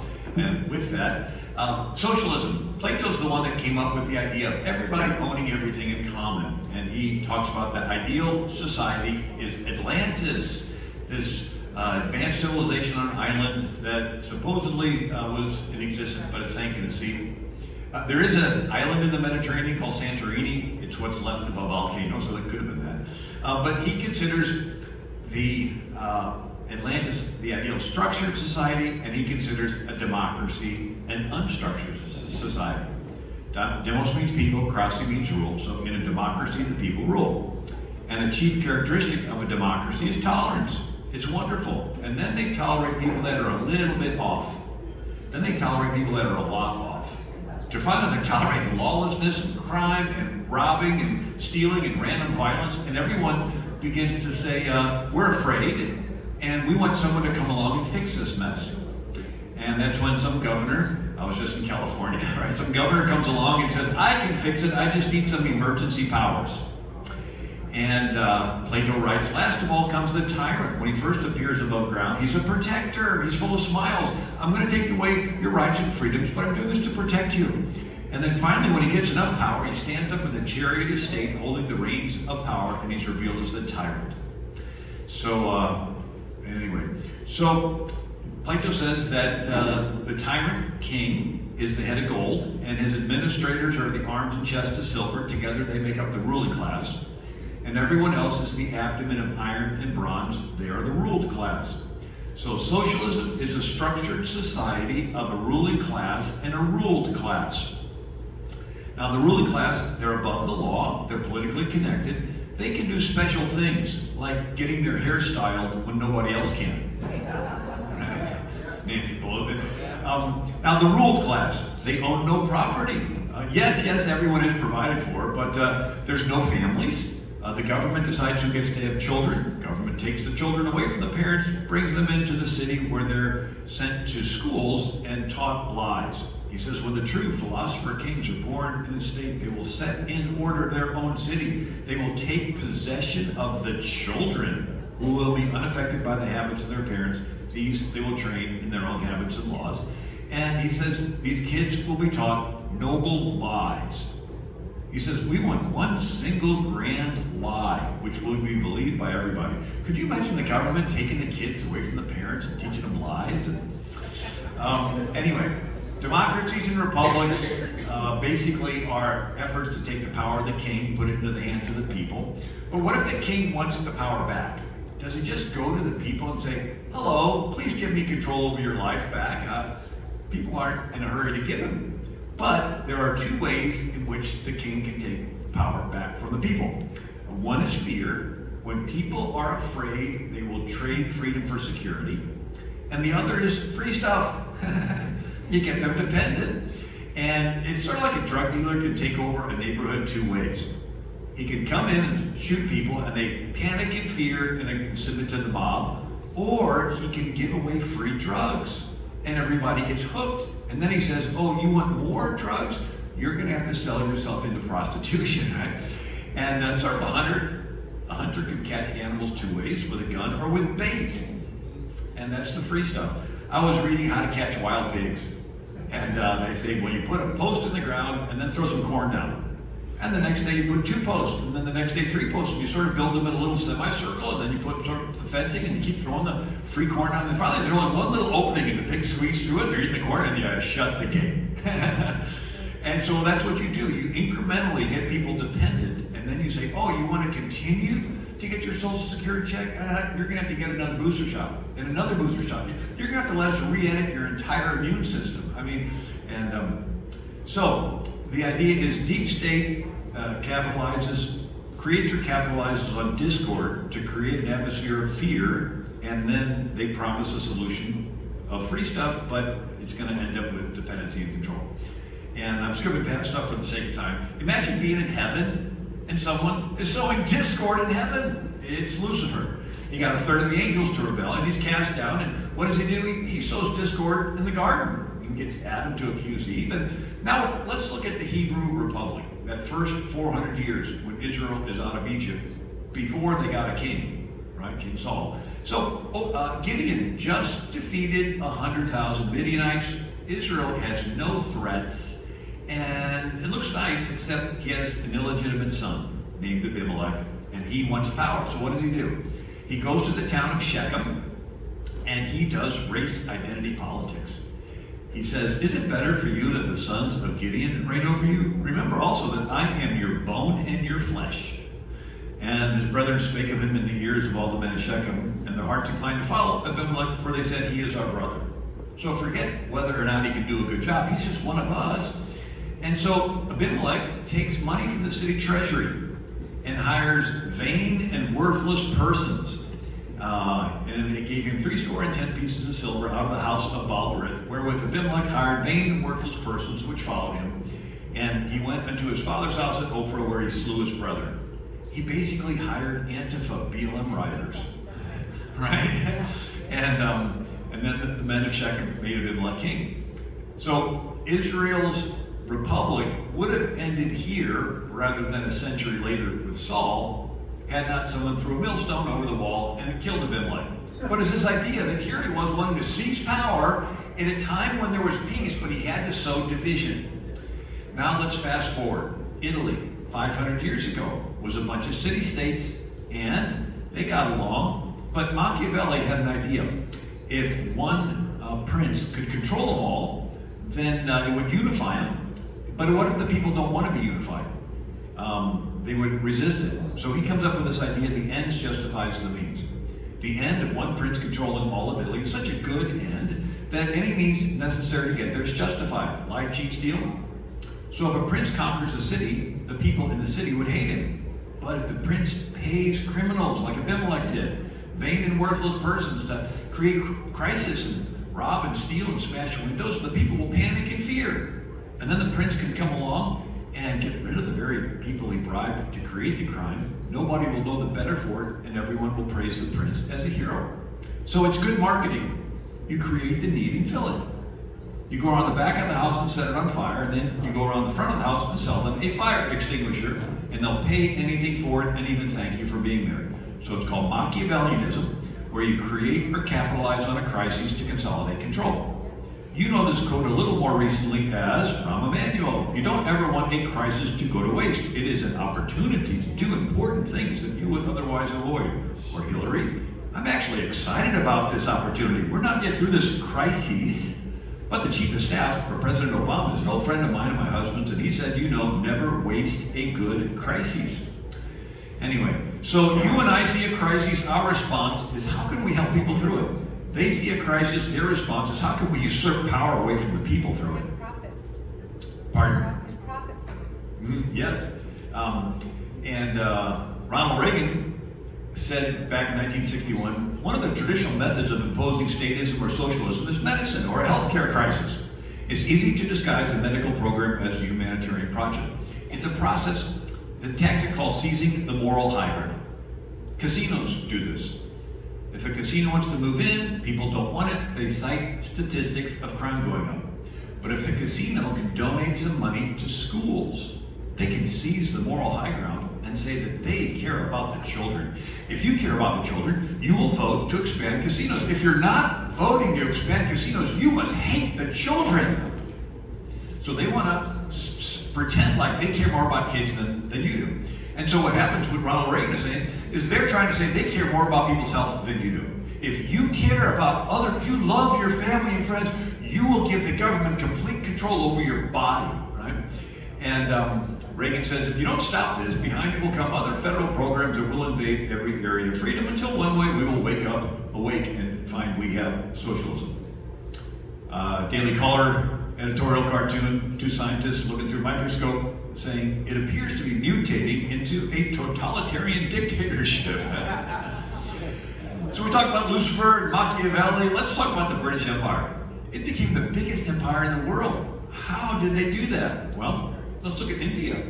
1714, they opened a trading post that turned into a trading fort, that turned into them getting involved in politics and giving guns to one kingdom and guns to another kingdom, and then stirring up ancient animosities between the kingdoms until they broke out in bloodshed and fighting. And then the British would come in to restore order, and they would take power over both kingdoms and take away their guns. And the British did this again and again and again until they took over all of India. They were, in a sense, right, sowing this division, and they tried doing this in America during the Revolution. British General Burgoyne lands in Canada coming down, and he meets with the Mohawk Indians and says, hey, I'll give you money for scalps. And then would go ahead of the army and of the British and scalp Americans. This was even mentioned in our Declaration. King George has excited domestic insurrections among us, has endeavored to bring the inhabitants of our frontiers, the merciless Indian savages, whose known rule of warfare is undistinguished destruction of all ages, sexes, and conditions.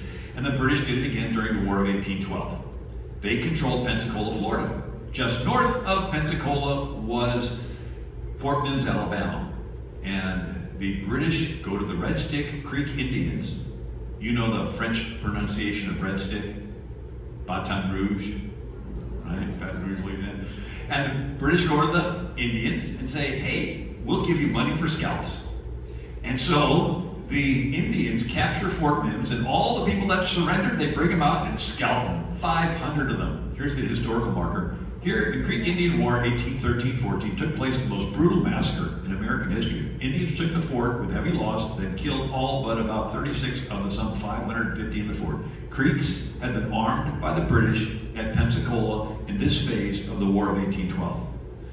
Do we really think the British Empire cared about the Red Stick Creek Indians? No, they were using them to stir them up to do this attack because they wanted to sow division and conquer both.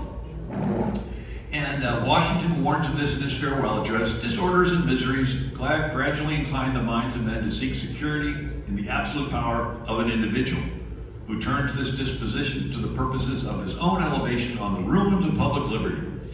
So we're talking about disorders and miseries, crises, sowing, and he says, jealousy is false alarm, kindle animosity of one part against another, foments occasional riot and insurrection. It opens the door to foreign influence, maybe Chinese, facilitated access to the government through the channels of party passions. And let there be no change by usurpation. Usurpation is when somebody does something they're not authorized to do, but you let them get away with it. He says usurpation, though in one instance may be the instrument of good, it is the customary weapon by which free governments are destroyed. So I'm going to take away a little extra freedom of your rights. I know I don't have a constitutional right to do it. I'm going to usurp the power, but I'm doing this for good, an instrument of good. I'm going to do it for your health. But what Washington says, it's the way free governments are destroyed.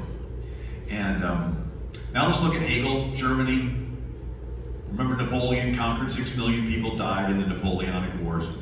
Afterwards, the king of Prussia said, we can't get conquered that easy again. We need to strengthen the state. So he gets a philosopher named Hegel, who says the state is God walking on earth. And Hegel influenced Darwin and Karl Marx. Marx was a student of Hegel at the University of Berlin. And so Hegel had a way to take power from the people and concentrate it into the hands of the state. And it's called dialectics. Hegelian dialectics. It's a triangle. One corner is a thesis, the opposite is an antithesis, and the top is a synthesis. It sounds complicated, but it's not. In other words, Karl Marx says the thesis is the status quo. The antithesis is a problem, is discord. Right? You have Abimelech hiring vain and worthless persons to create discord. You got Machiavelli creating discord. You got the British coming in and sowing this discord. And he says, so you create a problem that is real bad, and then everybody's happy to settle for your answer that's half as bad. But you have to give up a little of your freedom to do that. And then that answer becomes the new starting point. You create another problem that's real bad, and then everybody's happy to settle for your answer that's half as bad. Then you create another problem that's real bad, and everybody's happy to settle for your answer that's half as bad. And each time you settle, the individual gives up a little more of their rights and freedoms to the state. And so how do you create a problem that's real bad? Karl Marx says, well, you send in agitators, community organizers, labor organizers. Their job is to find groups with grievances and stir them up to riot and have domestic insurrection, like Abimelech did, like Machiavelli, like the British, right? And then when the crisis is bad enough, people will say, we want someone to come along and fix this mess. So how do you create a problem that's real bad? He called it critical theory. That's where you observe all the groups in a country. Economically, racially, religiously, it doesn't really matter what, and you call them victims and oppressors, haves and have-nots. And you stir up riots and violence, and then when everybody is panicking because of this random chaos violence, they want someone to come along and fix this mess. And so he would organize the proletariat against the bourgeois, which is the working class against the business owners. They'd organize the poor against the rich, the blacks against the whites, the Catholics against the Protestants, the Muslims against the Christians, even the Hutus against the Tutsis in the Congo and Rwanda. It didn't really matter who the two sides are, and it really didn't matter what the issues are. Their goal was a destabilizing crisis that would make everybody panic and fear and be willing to trade their freedom for security. Now the Hutus and Tutsis in the Congo and Rwanda, all the people living there saw themselves as one. But the German and Belgian colonizers measured them, their heights, their cranium, the size of their head, and they would say, you're a Hutu and you're a Tutsi. They literally invented racial distinctions to pit them against each other and have genocides, and then they could come in and take control of both. Could you imagine the government breaking people into artificial groups just to be able to pit them against each other to show division? Anyway, Castro says the revolution needs the enemy. The revolution needs his antithesis, which is the counter-revolutionary. In other words, you can't just take over a country. You got to break people into the opposite groups. And patriotism is the enemy. You want to get people identifying with subgroups and then pit them against each other. And if enemies were lacking, they had to be fabricated. How did it come to America? Well, we had a time when there were groups that could be organized, and it was in 1894, Pullman Railroad Car Company in Chicago. Big company, hired lots of workers, but then there was an economic downturn. People weren't getting paid, and so Eugene Debs comes and he organizes the workers and has them protest and riot and destroy $80 million worth of railroad cars in 27 states. And since all the mail and all the products in the country traveled on railroads, the entire country was paralyzed and brought to a standstill. Could you imagine people organizing riots that spread all across the country and just sort of paralyzed the whole nation? And then Eugene Debs started the Socialist Party of America. He ran for president 5 times, 1 time from prison. And then he branched off the Communist Party USA, which ran candidates for president from 1920 to 1940. What happened in 1940? That's when Democrat President Franklin Roosevelt made a treaty with Stalin during World War II.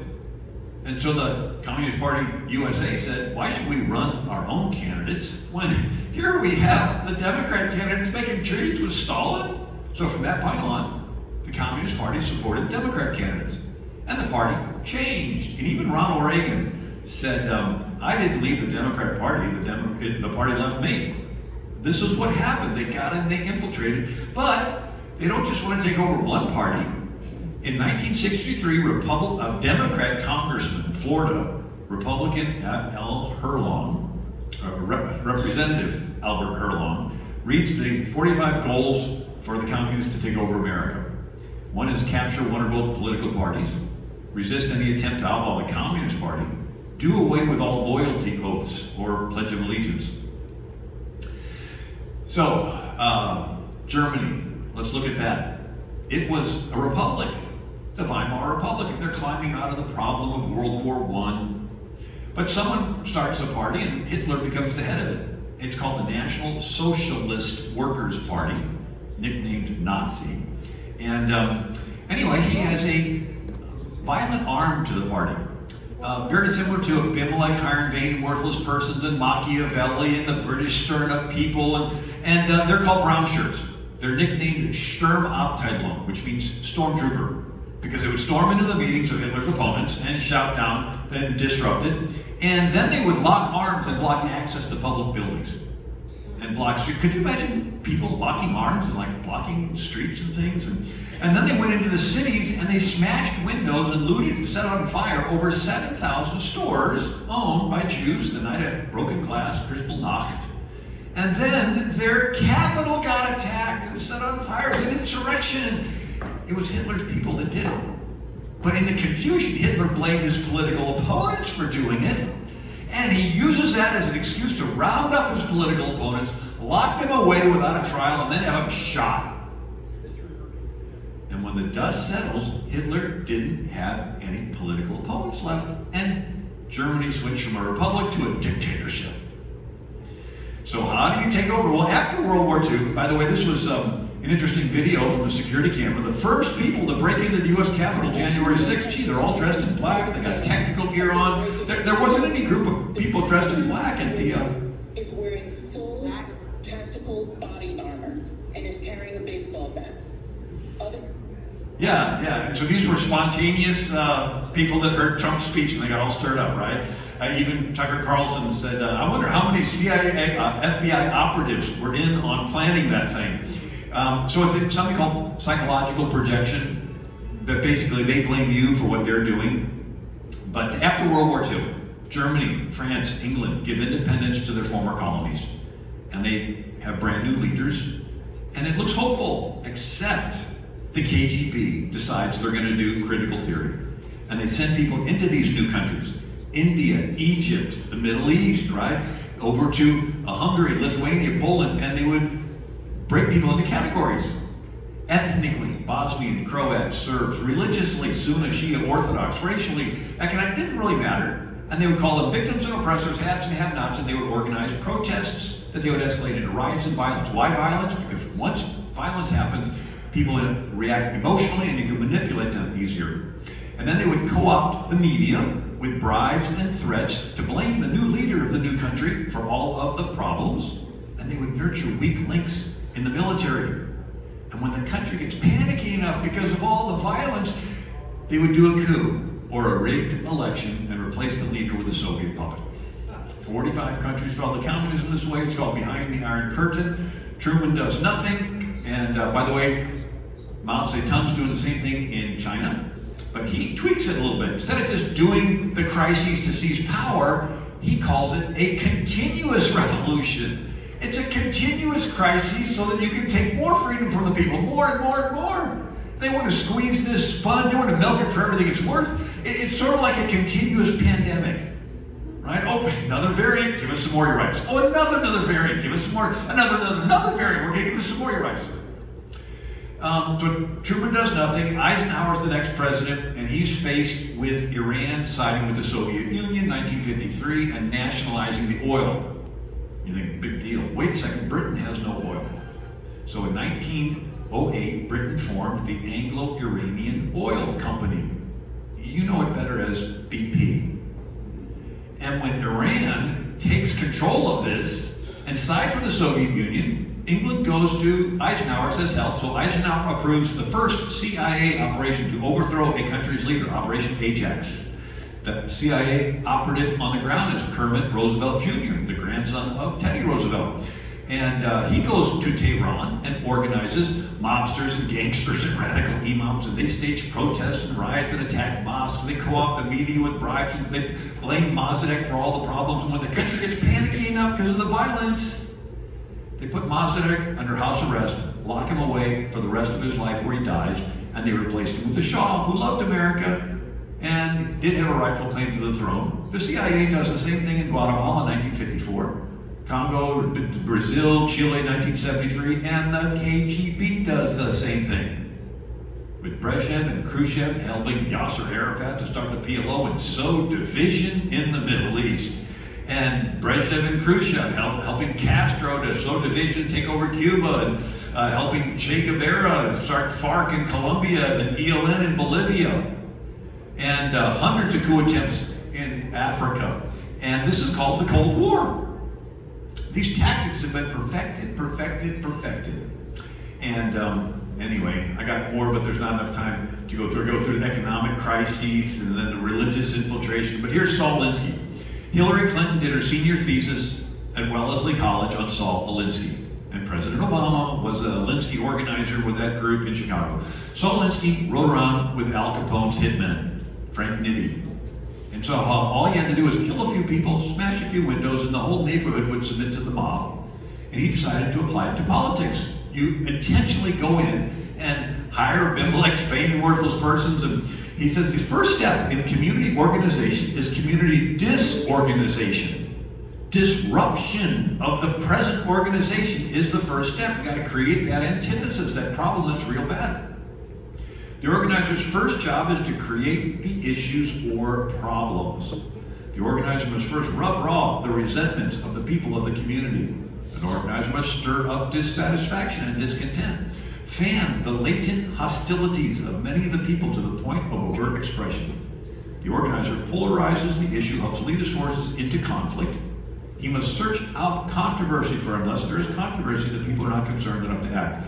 And to top it all off, Saul Alinsky has an acknowledgement in the front of his book to Lucifer. Well, I got a copy of the book, right? Lest we forget, at least an over-the-shoulder acknowledgement of the first radical known to man who rebelled against the establishment and did it so effectively, he at least won his own kingdom, Lucifer. We started off with Lucifer. Remember, he sowed discord in heaven? This is the modus operandi. Psalms 133 says how good and pleasant it is that people dwell together in unity. Proverbs 6 says, 6 things the Lord hates, yea, 7 are an abomination, and the last is he that soweth discord. That's the politic that we've experienced. So we see these different crises that have been happening, and they all look like somebody has been planning them. And let's look at the COVID response. First thing was let criminals out of jail. It's like, really? You couldn't think of any other way to get it? And then crime goes up in the big city. Duh, let criminals out, crime go up. And then some people move out of the big city. Who? Well, maybe those with families. And certainly those that can afford to move out. Okay, a little better off, pro-family. They tend to belong to one particular political party. Who's left in the city? Well, more people that are dependent on government entitlements. Well, they tend to belong to a different political party. And then businesses are closed and looted and vandalized, and police are told to stand down, and the police are then defunded, and so pro-business people move out of the big city. Well, they tend to belong to that first political party. And then churches are shut down where social conservatives gather. That's part of that first political party. And then students are let out of class, and they've been indoctrinated with hate America, and they got a lot of free time on their hands to riot. You think, really? Would anybody want to get students involved in rioting? Here's what Florida Congressman Albert Herlong, 1963, listed as one of the communist goals to take over America: get control of the schools. Use them as transmission belts for socialism and communist propaganda. Get control of teachers' associations. Put the party line in textbooks. Use student riots to foment public protests.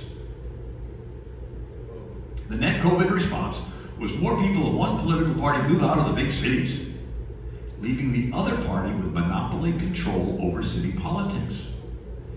And you look at it, all they did was 6 cities in America. And the counties that those cities were in, Maricopa County, Fulton County, all they needed to do was have enough of the Republicans move out of those big cities, and they could do whatever they wanted to do with the election. They win those big cities. So that's what happens. In presidential election years, whoever wins the big city ends up winning the state. Whoever wins the state gets all the electoral votes for the state. And the president is elected by electoral votes. Right? It's a domino effect. Violence goes up, close down churches, close down businesses. A whole lot of one party moves out, leaving the other one in complete control of the city politics. All they have to do is their corruption in that one city, that county. They win that big county, that they win the whole state. They win the state to get all the electoral votes for the state, and the president is elected by electoral vote. There's a clear political advantage to one party with the COVID response. Anyway, I just thought I'd come and give you a little encouragement today. And thank you. Now, I read a lot of history, and I found out that every generation has a crisis. You know, you look back in history, there's, you know, bubonic plague, Attila the Hun, Genghis Khan, you had Spanish flu, you got, you know, Xerxes and all these Romans. I mean, just one crisis after the Vikings coming in, and clearly there's a global goal in mind. If any of those dictators hadn't died off, they'd have been glad to have the world under their thumb. So in that sense, death is a little blessing, because the devil has to start from scratch again. But you know what? If we get through this crisis, there'll be another one. We get through that crisis, there'll be another one. And you know, Jesus says the wheat and tares grow together till the harvest. So yes, we do want to turn things around, and we're going to fight as much as we can. Because the proverb says a good man leaves an inheritance to his children's children. Amen. But you know what? When you look at the big picture, every generation has a crisis. The crisis of the era is an opportunity for the people that are alive in that era to respond one of 2 ways. They can run away and hide and give up, or they can step forward and say, okay, God, use me to defend the defenseless, to rescue those who are unjustly sentenced to death, to love the unlovable. And so it's sort of a mini self-sorting out of the sheep and the goats. It's not the ultimate one in heaven where, when, Lord, were you naked and we clothed you?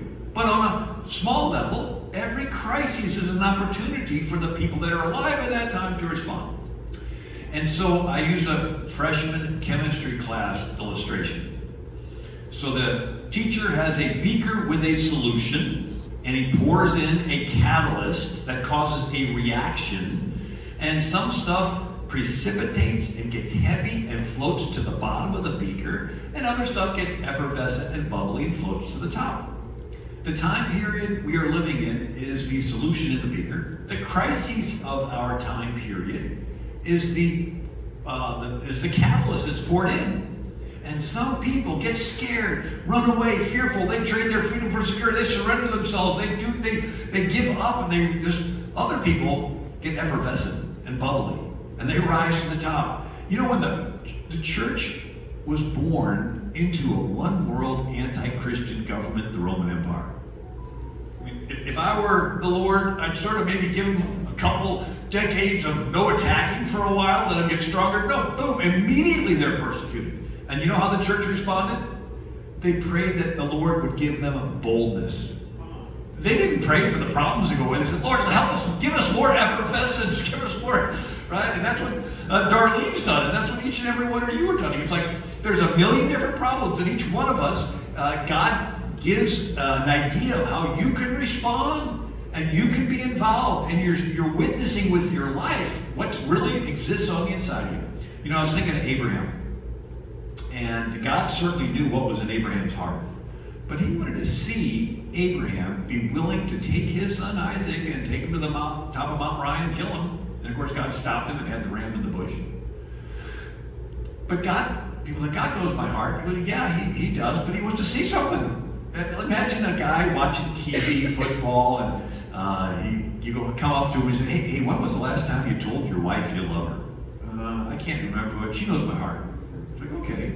When was the last time you did anything to show your wife you love her? I can't remember, but she knows my heart. It's like, dude, we need to have a little talk here. It's like, oh, God knows my heart. Yes, He does know your heart, and He wants to hear some words out of your mouth, and He wants to see some actions. And the crisis in the time period is an opportunity for you to respond. So anyway, I'll go ahead and end with that. God bless you.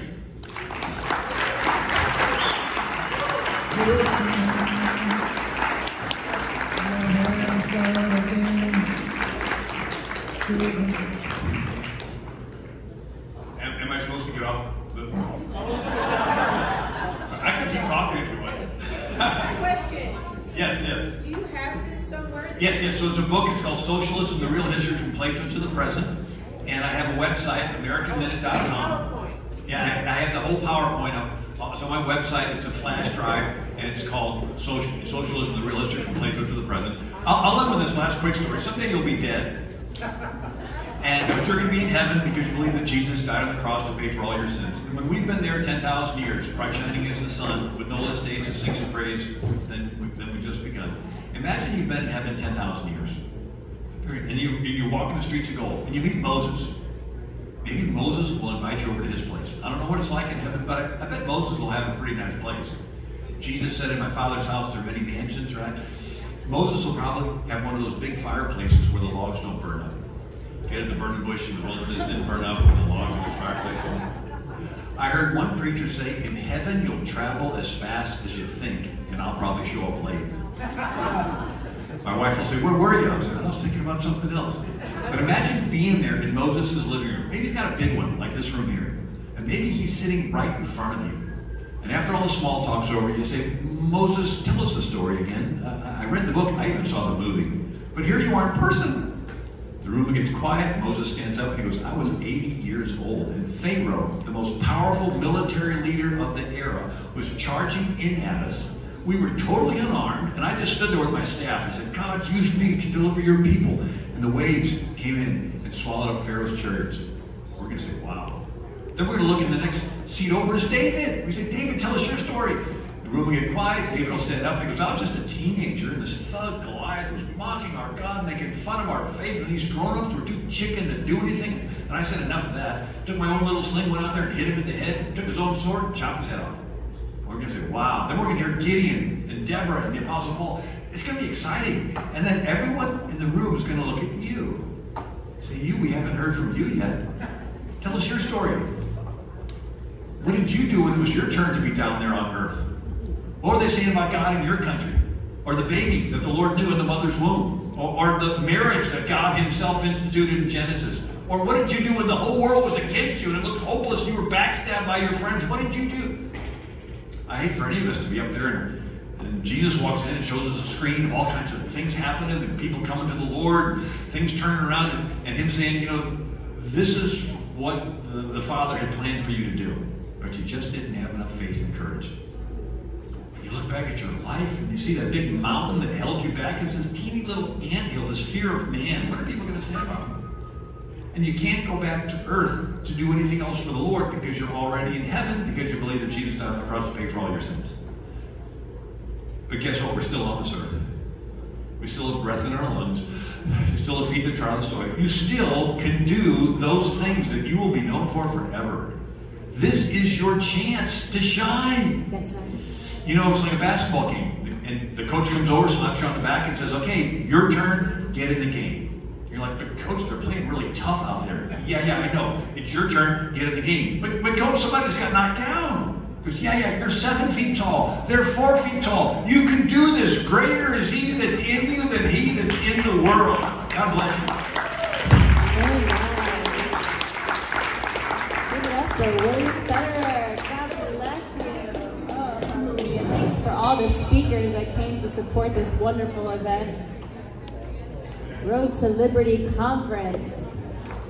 Where's Darlene? All right, there she is. Thank you, Darlene. Francois for putting on this event. Who's all going to vote for Darlene? All right. Mr. Federer, you have more time. In an hour and 20 minutes. But hey, I changed because, see, I'm ready to do battle. There you go. I'm sick and tired of being sick and tired of these radicals trying to destroy my country and the future of my 12-year-old son. I am tired of their craziness and their lockdowns and their mandates and their countermeasures to silence us and steal and destroy our rights. And so that's why I'm running. So I'm ready to do battle, and I want to know who here is ready to do battle with me.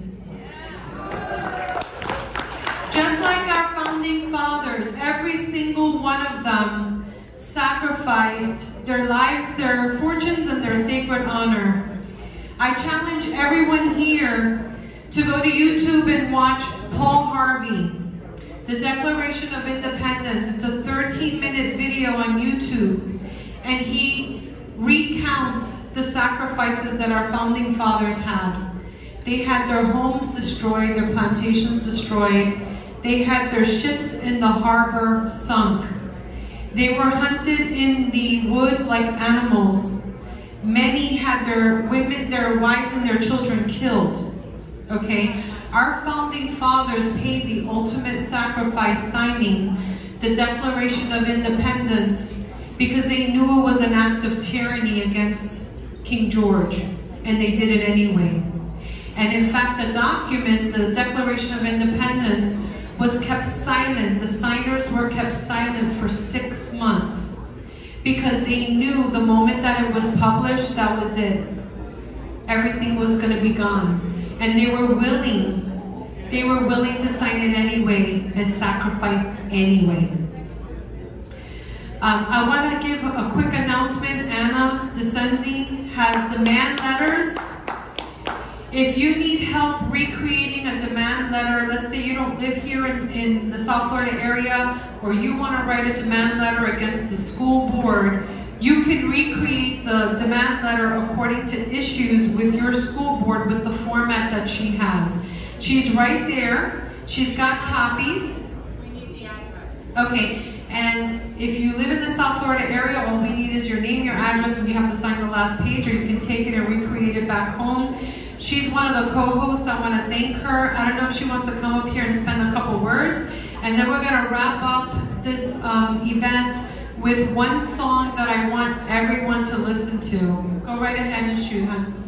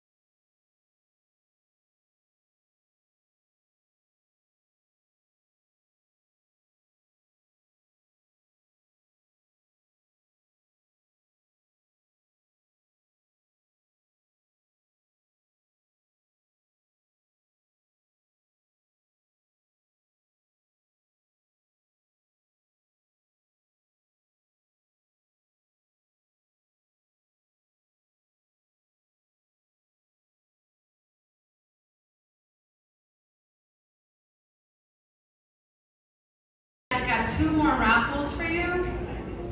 And this is for a book written by Pete Hessage, The American Crusade, and he is a senior correspondent on Fox Nation.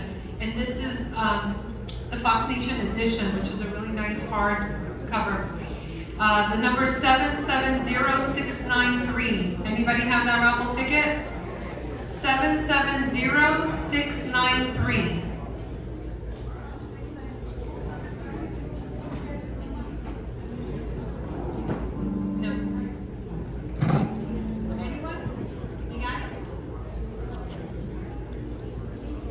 Anyone? 693? No? Okay, I'm going to pull another ticket. 770662. 662. Anyone? All right. We got our winner. There's another book that Pete Hessage wrote. It's called Modern Warriors, and this is also Fox News edition.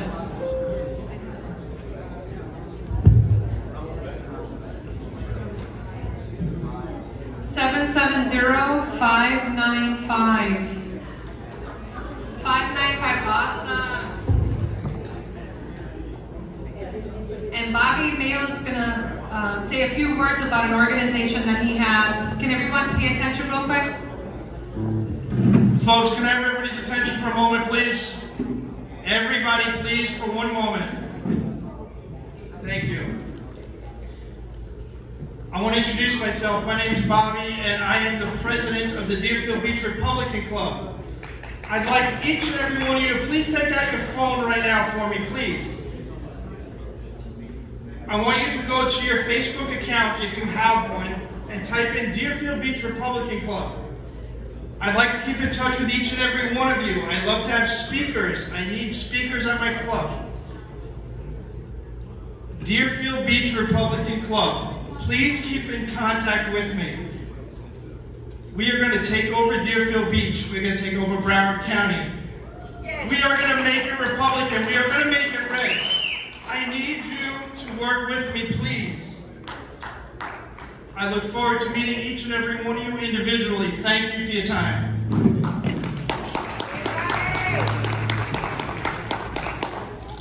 Thank you, everyone. This concludes the Road to Liberty Conference. I hope you all had a wonderful time and appreciated our speakers. I also want to especially thank all of our speakers. And William J. Federer flew in between 2 speaking engagements that he had. He flew in between them just to be with us here today. So thank you again, Mr. Federer. Thank you for all of our speakers, Massey Campos, Kathy Chamberlain, Sue Trombino, the Commander's Artist, Darren Gop from Restore Liberty, Captain America, Doug Billings from the Right Side Show, Jason Fick, and of course Pastor Greg Locke that had to fly back to the airport. Thank you everyone for your time and your attention. I hope that you take all the information that you learned here at the conference today and you go back home and be a warrior in your community, in your district, and you put feet to the metal to help take this country back. Thank you everyone.